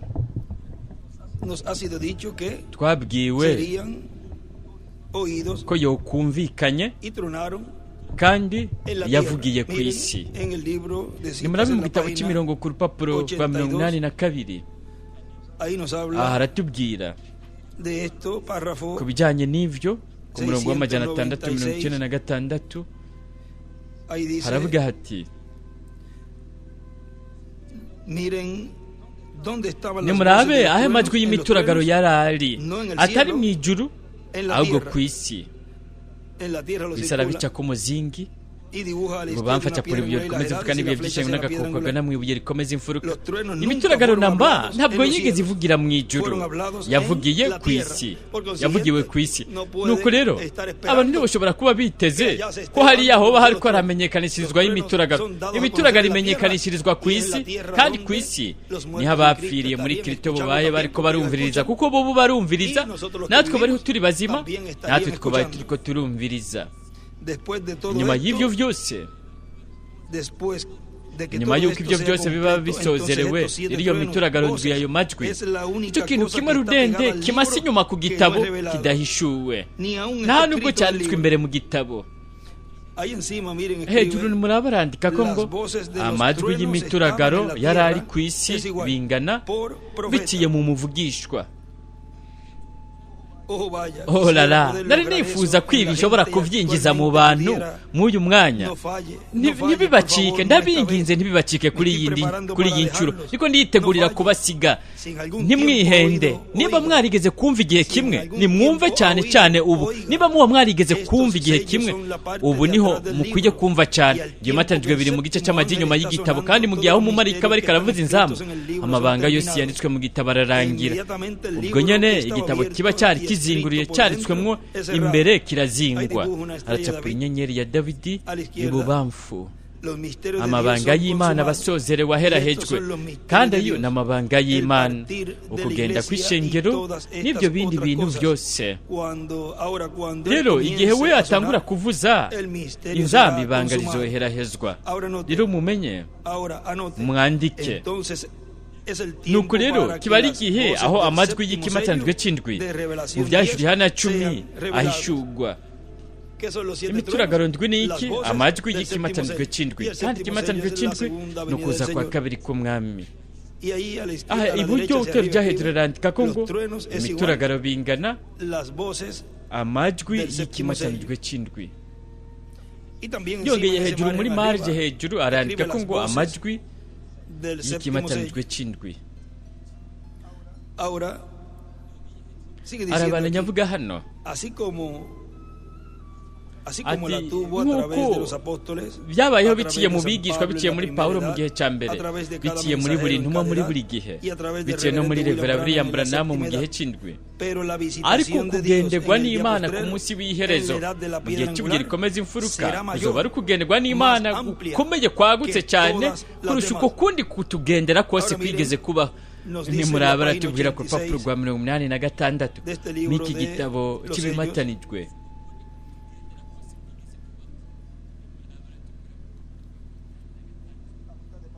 Hagati na hagati mu rupapuro haravuga hati, bino ibimatanijwe byahishuriwe mu gihe cya nyuma cy'ishengero kugira ngo hahishurwe uku kuri. Umwagazi w'intama yaruguriye ibimatanijwe, abihishurira ishengero ryiwe kugira ngo gutyo yegeranye abantu bw'ubwami bwiwe, umugeni wiwe. Murabibona? Nimurabe, we ubu agomba kuzana abantu b'abizane ko wenye n'ubwibazo bikora gute, abakure mu mukungugu w'isi, ibwina mu biyaga no mu bice byose aho bagiye barashigwa mu bibanza byo mu mwijima muri paradizo. Arandika ngo muri ngene bwa 6 aho ariho hose buba bari, we azohamagara nabo bazokwitaba. Cyo gituma mu butumwa bwiza bwanditswe na Yohana ikigambo cya 5:25 yanditse ko hejuru ngo ahavuga ko abapfuye bazokumva ijwi ry'umwana w'Imana bakikangura. Yeretse ngo ryumvikanye riri mu mubiri, nukuvuga bazoba bari ko barumva ijwi ry'izuka ryumvikanira mu mubiri hagati mu ishengero ryiwe. We azohamagara nabo bazokwitaba. We aza kugira ngo ajyane abantu biwe. We yarahishuye amabanga yiwe, nabo baramwemeye. Hanyuma muri icyo gihe nta gikizoba kigisigaye ukundi, kugeza ubu cyaramaze kurangira, kiba cyaheze. Ni byiza rero arava ku ntebe aho yagumye ari nk'umwagazi w'intama n'uwingingira abantu kugira ngo abe intare umwami, kugira ngo azane isi imbere y'urubanza, ariyo siyansi ubutumwa bwiwe. We ntabakiri uwingingira abantu. Nibuke za nyigisho zo mu isezerano rya kera, igihe amaraso y'abavuye ku mutemere wo guhongerera ko haca habiki yacihinduka sentare y'urubanza. Rero igihe umwagazi w'intama yishwe yava mu bihe bidashira ku ntebe ya data akakira uburenganzira bwiwe, nuko rero haciye hahinduka sentare y'urubanza y'igihano. Rero ntabakiri umwagazi w'intama aba yacitse intare umwami, kandi arasemerera kubw'umwamikazi wiwe ngo azahagarara iruhande yiwe. Aracapura ibuye rikomeza ivuka n'ibihe by'ishengo n'agakuru kagana mu ibuye rikomeza imfuruka hejuru. Ngaha hepfo kuri 86 iburyo hepfo arandika ko ngo urubanza, Yesaya 61 mu murongo wa mbere. No ngaha ku rupapuro rwa 87 hejuru arandika ko ngo kugeza ubu ntakiri umwagazi w'intama ahubwo ni intare. Intare mwami. Ikimatanijwe cya 6 bingana igihano, urubanza. Kandi murabe hano muri bimwe mu byo yanditse, aratubwira ati igihimba cy'isaha cy'agacerere be n'ibintu biba. we aza avuye mu kwingingira abantu mu kimatanijwe cya nyuma aje nk'intare umwami. igihimba cy'isaha cy'agacerere ibe n'ibintu bica biba. we aza avuye mu kwingingira abantu mu kimatanijwe cya nyuma aje nk'intare umwami. ikimatanijwe cya nyuma ni ikihe? ikimatanijwe cy'intare hagati na hagati y'iyi mirongo ahavuga ngo we aza avuye mu kwingingira abantu mu kimatanijwe cya nyuma aje nk'intare umwami, hagati na hagati arandikamo ngo umwami kuko afise igitabo gihesha uburenganzira. kuko afise iki? igitabo gihesha uburenganzira kuri nyenevyo, nicyo gituma aza nk'umwami. harabivuga ngaha. munabe nk'ubu butumwa nyene turiko turasomamwo, ariko hepfo gato ku rupapuro rwa 17 aho twari twageze, ariko amajya hepfo havuga hati nicyo gituma Revera William Branham yifuza kuronka ihema rinini kugira ngo avuga inzamba, yigisha inzamba, inzabya n'ibyago biri mu izo nzabya. ni ukuvuga ibyo byose bifitaniye isano n'ihema nini, katedrale rinini cyane, bikanafitaniye isano n'ubukozi bwa Eliya be n'ubukozi bwa Mose. nimba bifitaniye isano n'ubukozi, bitekereza ko bifitaniye isano n'igikoresho, intumwa. muri ubu butumwa ibibazo n'inyishu bwavuze itariki 30 z'ukumunani mu 1964 mu AM, ni ukuvuga mu gitondo. aratubwira ku rupapuro rwa 61 aravuga ati, ariko arasoma ngaha muri Mariko mutagatifu ikigabane cya 3:27, atazotuma abamarayika biwe bakoranya abatumwe biwe bava mu birere bine.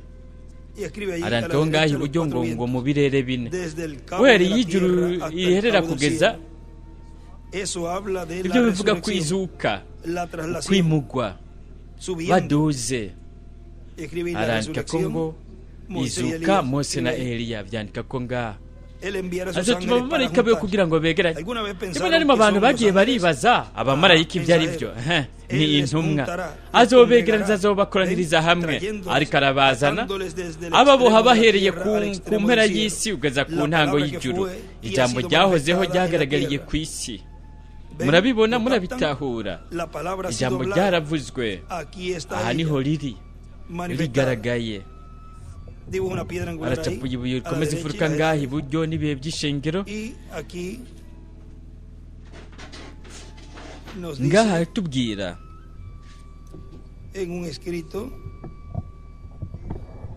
mu byo yanditse, murabarandika ngaha imbere.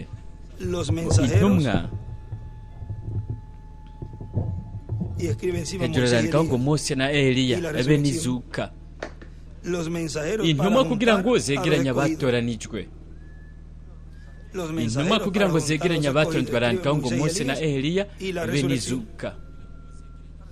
arabananya avuga hano, kandi umuntu kanaka mu kibanza kanaka ategerezwa gukora ariko n'abizera bose bo muri icyo kibanza, nabo mu bindi bibanza byose abakozi b'Imana bose bari kumwe n'amakoraniro yabo bategerezwa gukora kugira ngo hahinduke ukuri iyerekwa ry'ihema, hagaragara ihema. hanyuma hazogaragara ubukozi buhagenewe. Imana izoburungika kandi buzokorera muri icyo kibanza nk'uko byasezeranywe. nuko rero nta na kimwe kihari cyotuma haba guhangayika ngo igikoresho kizoba ari ikihe. aha ariko aravuga ko hazoba hari igikoresho. nta guhangayika ngo igikoresho kizoba ari inde, ahubwo tuzomukorera ikibanza nk'igihe Mose yaronka itegeko ryo kubaka itabernakulo. tuzobikora nk'uko Imana yabyerekanye. Imana rero izomenye ingene iba ngaho. niko byagenze no mu gihe cya Salomo. está prometido para el día postrero, y también la venida del hijo de David, representado en Salomón. El hijo de David es Cristo, el heredero al reino de David. samura go ubwami bwa Dawidi n'intebe y'ubwami ya Dawidi. mu gitabo cy'amahinga 70 ya Daniyeli, miren en la página 10, murabe ku rupapuro rwa 10 haratubwira Dice, yo dije, aravuga ati naravuze párrafo ani ku murongo 39 de esta 39 muri iki ahí sería la cyanditse 12 o la 13 aho de bari la kuri otra 12 versión, cyangwa la página 13 mu 12, yindi 13. verisiyo Dice, mi esposa dijo, aravuga ati umugore wanjye yaravuze ¿cómo espera usted que nuestra ati gente, wewe que witeze es gute gente ko abantu pobre, bacu y ari bo muchos de bantu ellos sin b'abakene educación, benshi muri bo kandi como lo son- batize como lo somos nosotros, nk'uko natwe ariko entender tumeze tal cosa como ni gute esa? witeze ko butahura Yo dije, ikintu kimeze nk'icyo Dios naravuze da la respuesta. n'Imana No iratanga importa inyishu cuán complicado ntacyo eso bitwaye ko byoba ari ibintu Dios biyobeye puede bifobetse desmenuzarlo y Imana hacerlo irashobora simple, kubijyanjagura porque ikabigira ibintu somos bisanzwe kuko una twebwe porción turi de este pueblo que está umugabane anhelando, w'iri hanga orando por ese rinyotewe día y risengera esa uwo hora. munsi n'iyo Y saha nuestros ojos están kandi puestos amaso hacia el yacu cielo. tuyahanze Y ku estamos ijuru vigilando kandi por turabaye su venida. maso tubereye maso Y kuza aquí kwiwe encima, arandika como ko hejuru Moisés ngo y Elías, hamwe na Mose porque na el Hijo del Hombre Eliya viene con sus kuko umwana w'umuntu azana n'abamarayika Y yo estoy biwe seguro que kandi Él sinkekeranya nos lo mostrará. yo izobitwereka O sea, se ni revelará. ukuvuga azokwihishura Ahora no nos dice el día rero o la hora, ntitubwirwa umunsi porque cyangwa ningún isaha hombre sabrá kuko eso. nta muntu n'umwe ibyo Pero azobimenya eso ciertamente nos ariko dirá ibyo el nta día. nkeka Escribe séptimo día. bizotubwira umunsi arandikaho Nos ngo dirá el umunsi día de la w'indwi semana en que estamos viviendo. bizotubwira umunsi Si wo mu iyinga podemos turiko turabako captar. hamwe dushoboye Y hay un kubitahura escrito aquí que nos dejó hariho ibyo rero yanditse Aquí en la yadusigiye parte de ngaha atrás. mu gice cy'amajyi inyuma los judíos abayahudi están vigilando barabereye maso por el Mesías barabereye que maso mesiya aje los judíos están abayahudi vigilando baragavye por el Mesías que viene. bahanze amaso mesiya aje También en la página byongeye no ku rupapuro 112, rw'ijana na miren, cumi na kabiri murabe que corresponde a la ariko ruhwana 130 n'urw'ijana na 30 de la versión que ustedes muri iyo tienen. verisiyo mwebwe Esta versión mufise en la 112 dice, aha ni ku ijana na cumi na kabiri haravuga hati ahora hermanos rero pentecostales, bene data ¿cómo puede b'abapenekoti usted aplicarlo gute mwebwe todo mwoshobora aquí ibyo en la edad de byose la kubiganisha iglesia de ngaha la ku gihe Odisea? cy'ishengero rya lawodikiya ellos están durmiendo bo a través barasinziriye de cada una de estas muri edades, buri kimwe kimwe mw'ibihe esperando. by'ishengero bararindiriye Y nosotros que vivimos, twebwe natwe el turiho pequeño turi bazima remanente amasigarira makeya ngaha aquí, que permanecen vivos hasta baguma la ari venida bazima del kugeza Señor, ku kuza no k'umwami impedirán a aquellos que están ntituzokwitanga dormidos, imbere porque la abasinziriye trompeta de Dios ko inzamba sonará, y'Imana y los izovuga muertos en Cristo abapfiriye se muri levantarán Kristo nibo bazoca primero. babanza kwikangura Seremos arrebatados tuzoza juntamente tuzamuranwe con ellos, nabo con amen ellos. tuzamuranwe Aquí nabo estamos encontrándonos aha niho aquí mismo turi tuba para duhuriye ir a ngaha encontrar nyine al kugira ngo Señor tugende en el dusanganirire aire. umwami mu kirere Ahí escribe a la izquierda arandika hacia arriba, ububamfu la amajya trompeta hejuru ngo del inzamba Señor y'umwami sonará. izovuga Allí está usted, aho niho mwebwe muba muri turi hehe aquí mismo. ngaha nyene ¿Dónde fue cortado el Mesías? ni hehe mesiya yakuriweho Exactamente donde la neza palabra neza aho dijo. ijambo ryari ¿Dónde ryavuze comenzará esa ni hehe 60ª hazotangurira semana? iyinga rya 70 Exactamente después neza neza que esta iglesia sea quitada. inyuma y'uko we aba Entonces Dios akuweho retorna rero a los imana judíos. ikigaruka ku bayahudi Y ahí dibuja una piedra angular y aracapura las ibihe edades. bikomeze bivuruka n'ibihe by'ishengero La 1, 2, rimwe la kabiri 3, gatatu ibihe bitatu gusa las últimas 3. bitatu bya nyuma piedra angular y n'ibuye escribe rikomeze el bivuruka remanente. akandika ko ngo amasigarira No recuerde usted mwebwe nimwibuka que tan pronto como la ko iglesia ubwo se nyine va, ishengero la rimaze iglesia se kugenda va, ishengero entonces los rigiye judíos ko toman abayahudi posesión, baca entran. binjira Pero primero, ariko ubwa la mbere próxima cosa en ikintu orden gikurikira no es ku una rutonde nación poderosa, si igihugu un gihambaye movimiento nacional entre ngo habe los ikanguro gentiles. La ku rugero siguiente rw'igihugu cosa mu banyamahanga en ikintu orden gikurikira es la gica venida kiba del reino de ni Dios, ukuza k'ubwami la bw'imana venida de Cristo. ukuza kwa kristo Ahí encima hejuru escribe arandika el ko ngo monte de la umusozi wo transfiguración. guhindurirwako Porque el monte de la kuko ku musozi wo transfiguración nos guhindurirwako muestra el orden aratwereka de su urutonde venida. rwo kuza kwiwe Y aquí en un escrito ngaha mu byo yanditse atrás en este libro amaze de las inyuma muri iki 70 gitabo semanas cy'amayinga de Daniel, 70 ya daniyeli ahí nos dice, aratubwira Dios no lidia ati ya Imana más con los namba pentecostales, niyongera gukorana n'abapenekoti Wesleyano aba y wesleyi Luteranos. n'aba ruteri solo lidia con ikorana el gusa remanente. n'amasigarira Dios no lidia ya imana más namba con los kugeza ubu pentecostales, ntigikorana n'abapenekoti Wesleyanos aba y wesleyi Luteranos. n'aba ruteri solo lidia ikorana gusa con el remanente. n'amasigarira Ahora más adelantito, imbere gato en este mensaje, nk'ubu butumwa en la página ku rupapuro 22, rwa 22 allí dice, aravuga ati está prometido que el byarasezeranywe mensajero a ko Israel, intumwa ya isirayeli el ángel del pacto, intumwa marayika el w'isezerano cual es Cristo, ari wari kristo el Espíritu Santo, nkemu yera vendrá azoza y es el mensajero kandi a ni Israel. intumwa kuri isirayeli Pero ariko we azoza ku bw'ishengero ryiwe ubw'umugeni wiwe, kandi abayahudi nibamubona aje ku bw'ishengero ryiwe ubw'umugeni wiwe bazovuga bati uyu niwe twebwe twari twagumye turindiriye. Nimurabe muri byanditse ni mu gatabo, ni ibintu birebire, arandika ko ngaha ibanga ubukozi bw'ikimatanijwe cy'indwi ni ubukozi bwa nyuma bw'umwami Yesu Kristo mu ishengero ryiwe biciye mu mumarayika wiwe, uwo akoreramwo ubukozi bwa Mose ku nshuro igira kabiri n'ubukozi bwa Eliya ku nshuro igira gatanu, kugira ngo hakoreshejwe ijwi rirenga ry'inzamba begeranye abatonzwe n'Imana bo mu banyamahanga, kandi bategurishwe uguhishurwa ko kuza kwa kabiri kwa Kristo aje nk'intare mu muryango wa Yuda, umwami w'abami n'ubwanza baganza mu gikorwa cyo kwisubiza ivyiwe. Hanyuma azokwishurira Isirayeli ihanga ry'Abaheburayo aribo bamurindiriye, kandi muvugishwa n'Imana Yesaya 59:20 no mu Baroma 14:26 bivuga yuko Isiyoni hazokomoka umurokozi, azokura muri Yakobo ukutizera. Kristo yarihishuriye mu kiringo cy'ubuntu mu bihe indwi by'ishengero ryo mu banyamahanga biciye mu bamarayika ntumwa biwe indwi. Ibi bihe indwi byashushanyijwe mu mashengero indwi yo mu Bakristo muri Aziya ntoya, n'abamarayika indwi nabo bashushanya bungere indwi b'amashengero y'indwi.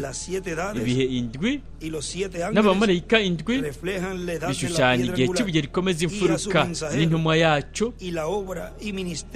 n'igikorwa n'ubukozi buzokwigaragariza ngaho igihe umumarayika wa Yesu aba ari imbere mu mubiri w'umuntu, umubiri wo Kristo azoba ariko arihishuriramo, yihishurira abatoranijwe be bo mu banyamahanga, hanyuma yihishurira abatoranijwe be bo mu Baheburayo 144 b'Abaheburayo. N'ubutumwa bwose ni hafi n'ubutumwa bwose icyanditswe kirimo aka gatabo, ariko nimurabe ingene ngaha yaduhaye ido n'ido y'ibintu byose Imana yakoreye mu bihe by'ishengero n'ibyo yo yokoreye muri iki gihe cya nyuma, igihe umumarayika yoba yambaye umubiri yohamagaye akegeranya abatonzwe bo mu ishengero byongeye n'abatoranijwe bo hagati mu ihanga ry'Abaheburayo. Abana yavuga hano ati bazomubonera hagati mu ishengero, ni mwubwo butumwa mu uyu mwanya, ati bazomubonera hagati mu ishengero ry'umwami Yesu Kristo, kandi batamubonye ubwa mbere bazomubonera mu gushyitswa kw'iyerekwa ry'ihema, kandi bazovuga bati muvugishwa n'Imana ameze nka Mose, mbere rafise n'itaberenakuro ihema nk'erimwe rya Mose. Ni kuvuga bazovuga bati niba ari umuvugishwa ameze nka Mose, mbere rero barafise n'ihema. Kandi bo murabona ingene bamushinze kw'ijisho, kandi baramaze kuba bariko barabona iki gikoresho, bagenda barabona ko gikwije ibisabwa by'uwo bo barindiriye. Turabonye muri aka kanya muri izi nyigisho za Bibiliya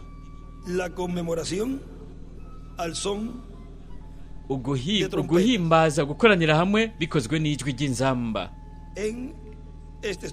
Muri izi nyigisho tubonye uyu munsi ku w'Imana 18/0 uyu mwaka wa 2026,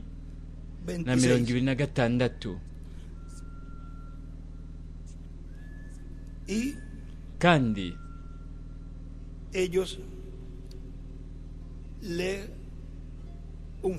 bo baramusize nk'uko twabivuze hahandi. Ubwa mbere imiryango yo mu buraruko ngo ayiganze, hanyuma naho iyo mu bumanuko. Kandi mu yandi majambo turabona ko ishengero mugeni byongeye.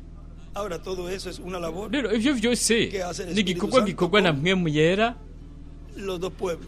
ku mahanga abiri, ariko byose bigenda birasobekerana, kandi byose ni mu buryo bwiyoroheje buciye bugufi, kuko Imana byose ibishitsa mu buryo busanzwe. Mu gihe biba birushirije gukomera, ibirushiriza kubishitsa mu buryo buciye bugufi.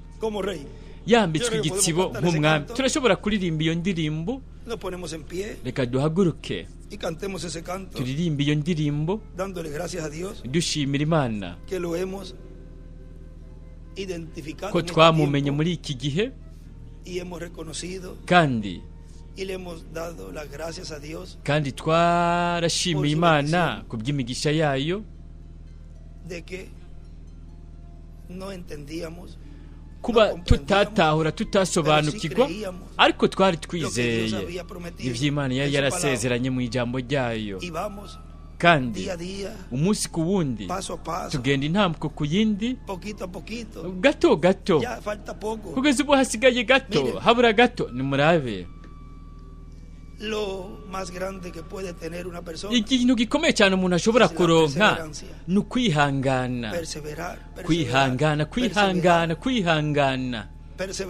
Ariko arihangana ashikamye tuzoshika. Tutitaye ibibazo ingorane. Twatanguye guca muri iyi nzira ku isaha ya nyuma ngo dusigare ku ruhande. Oya, twaje kugira ngo dushike tuneshe. Turirimba iyo ndirimbo.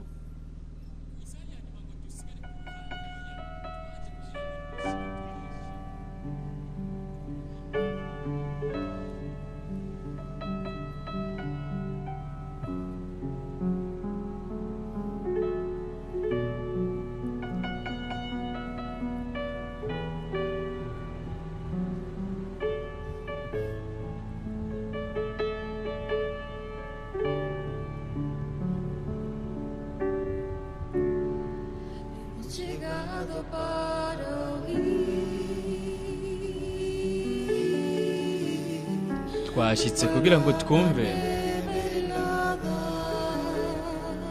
ijambo ryawe rihishuye.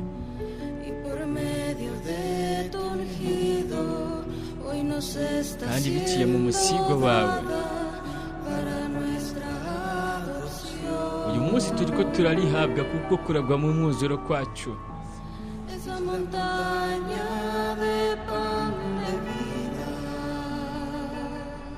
N'umusozi w'umutsima w'ubugingo.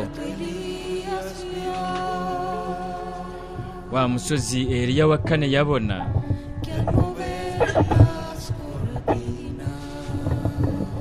Igihe yarakumye igitambara irido.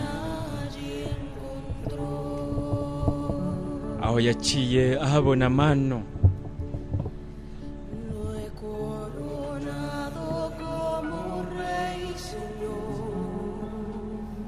Namwambitse igitsibo nk'umwami databuja.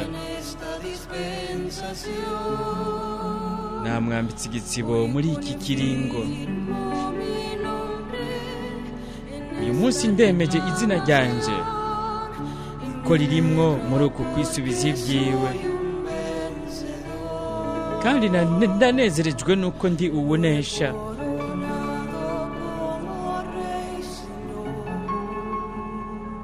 Namwimitse nk'umwami databuja. Namwimitse muri iki kiringo. Ndemeye ugusigwa Imana yamushizemwo.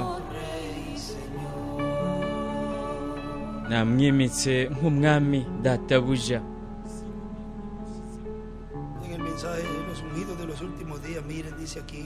Mu butumwa bwiswe ngo abasigwa b'iminsi y'iherezo murabe ngaha haravuga ku mpera mwene data Branham aravuga ati data.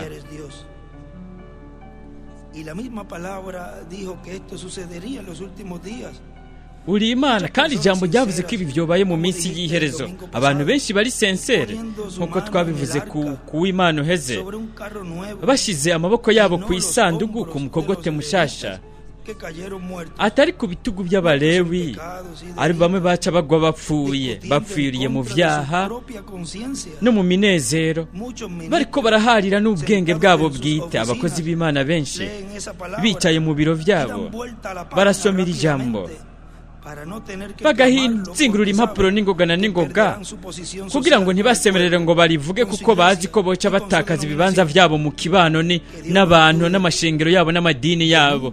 Imana idufashe namba ntitwigere twe dukora ivyo. Oza imitima yacu mwami, uyoza umwanda wose wo mw'isi mwami. Ndarengutse niteguye kugira ngo unyeze untunganye, nditeguye ndi kumwe n'iri shengero hamwe nabo bose bariko barumviriza uyu munsi, wari we wese ariko arumviriza iyi kasete. Ndarengutse mwami, kandi ndasabye gutunganywa mwami.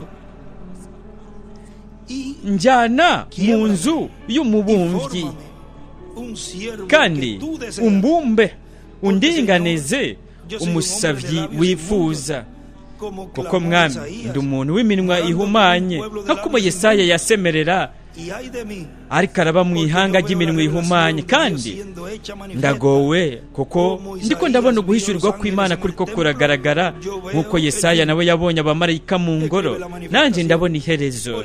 Arandika ko ngo kugaragara biciye mu uguhishurirwa kw'Imana kugaragaye. Oh mana, Mana ihoraho, ndabona iherezo mwami. Ndagowe, n'umuryango wanjye urahumiwe. Ndagowe n'ihanga ryanje. Arandika ko ngo ndagowe umuryango wanje n'ihanga ryanje. Umuntu aribaza, buri gihe umuntu akiyumvira kuba akunda, umuntu akiyumvira ko akiyumvira n'umuryango wiwe. Kandi umuryango wo ku isi ni munini, ariko uhambaye cyane n'umuryango wo mu buryo bw'impwemu. Ndahumiwe jewe n'umuryango wanje, jewe n'ihanga ryanje. Oh Mana uhoraho, tugirira impuhwe. Ndisengeye jewe nyene ubwanje, nsengeye n'ihanga. Ntiwemere ngo dutikirane na ba bandi batizeye, ariko tweho dushobore kuba kumwe n'abizera.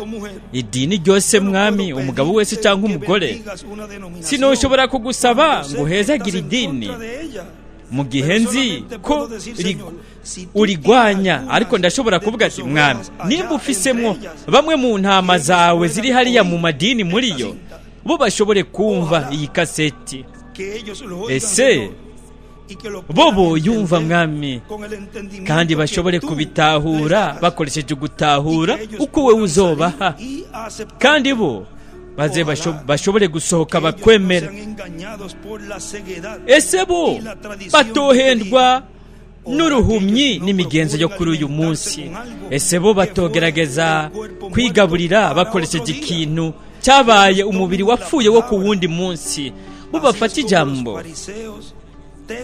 nka kuma abafarisayo bakubamba wewe mwami, bo bariko barafata umubiri wapfuye wo ku munsi wa Mose, bagerageza kunezerezwa nawo. Inyuma ho wari waratangiye ikigereranyo mu bugaragwa cya manu ishushe ya muri buri joro, uri kurabitahuza urunganwe rwose. Aho niho bo bihendeye, byabatumye byabashizemo uburozi, birabica barira izo mfungurwa zihumanye kandi mu buryo bw'impwemu.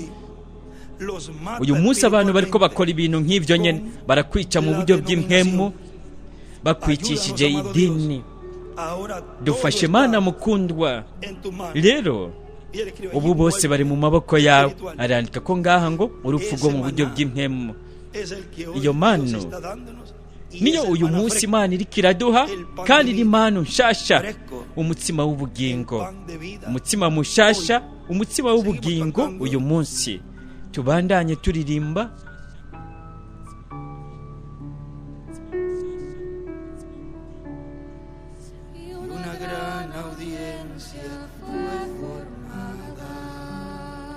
Abantu benshi cyane bumviriza baciye begerana, bambaye imyambaro yera,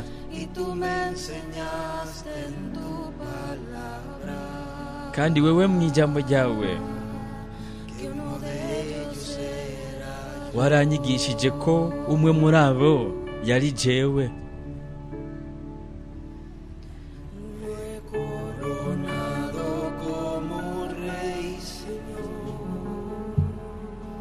nakwimitse nk'umwami databuja.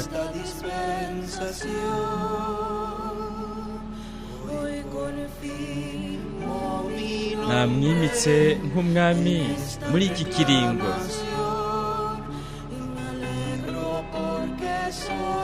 Ndemeje ko izina ryanjye ririmwo muri iki gikorwa cyo kwisubiza ibyiwe, kandi ndanezerejwe nuko ndi uwunesha. Namwimitse nk'umwami na databuja. Namwimitse muri iki kiringo. Ndemeye ubu gusigwa Imana yashize muri we. Namwambitse igitsibo nk'umwami na databuja.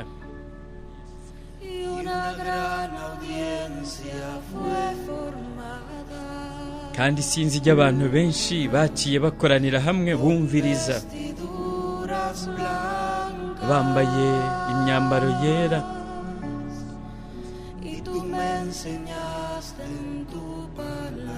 Kandi waranyigishije mu ijambo ryawe kumwe muri abo yari jewe.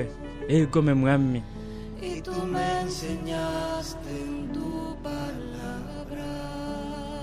kandi waranyigishije mu ijambo ryawe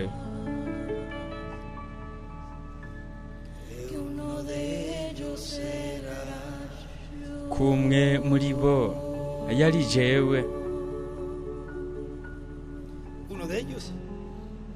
Umwe muri bo yari wewe,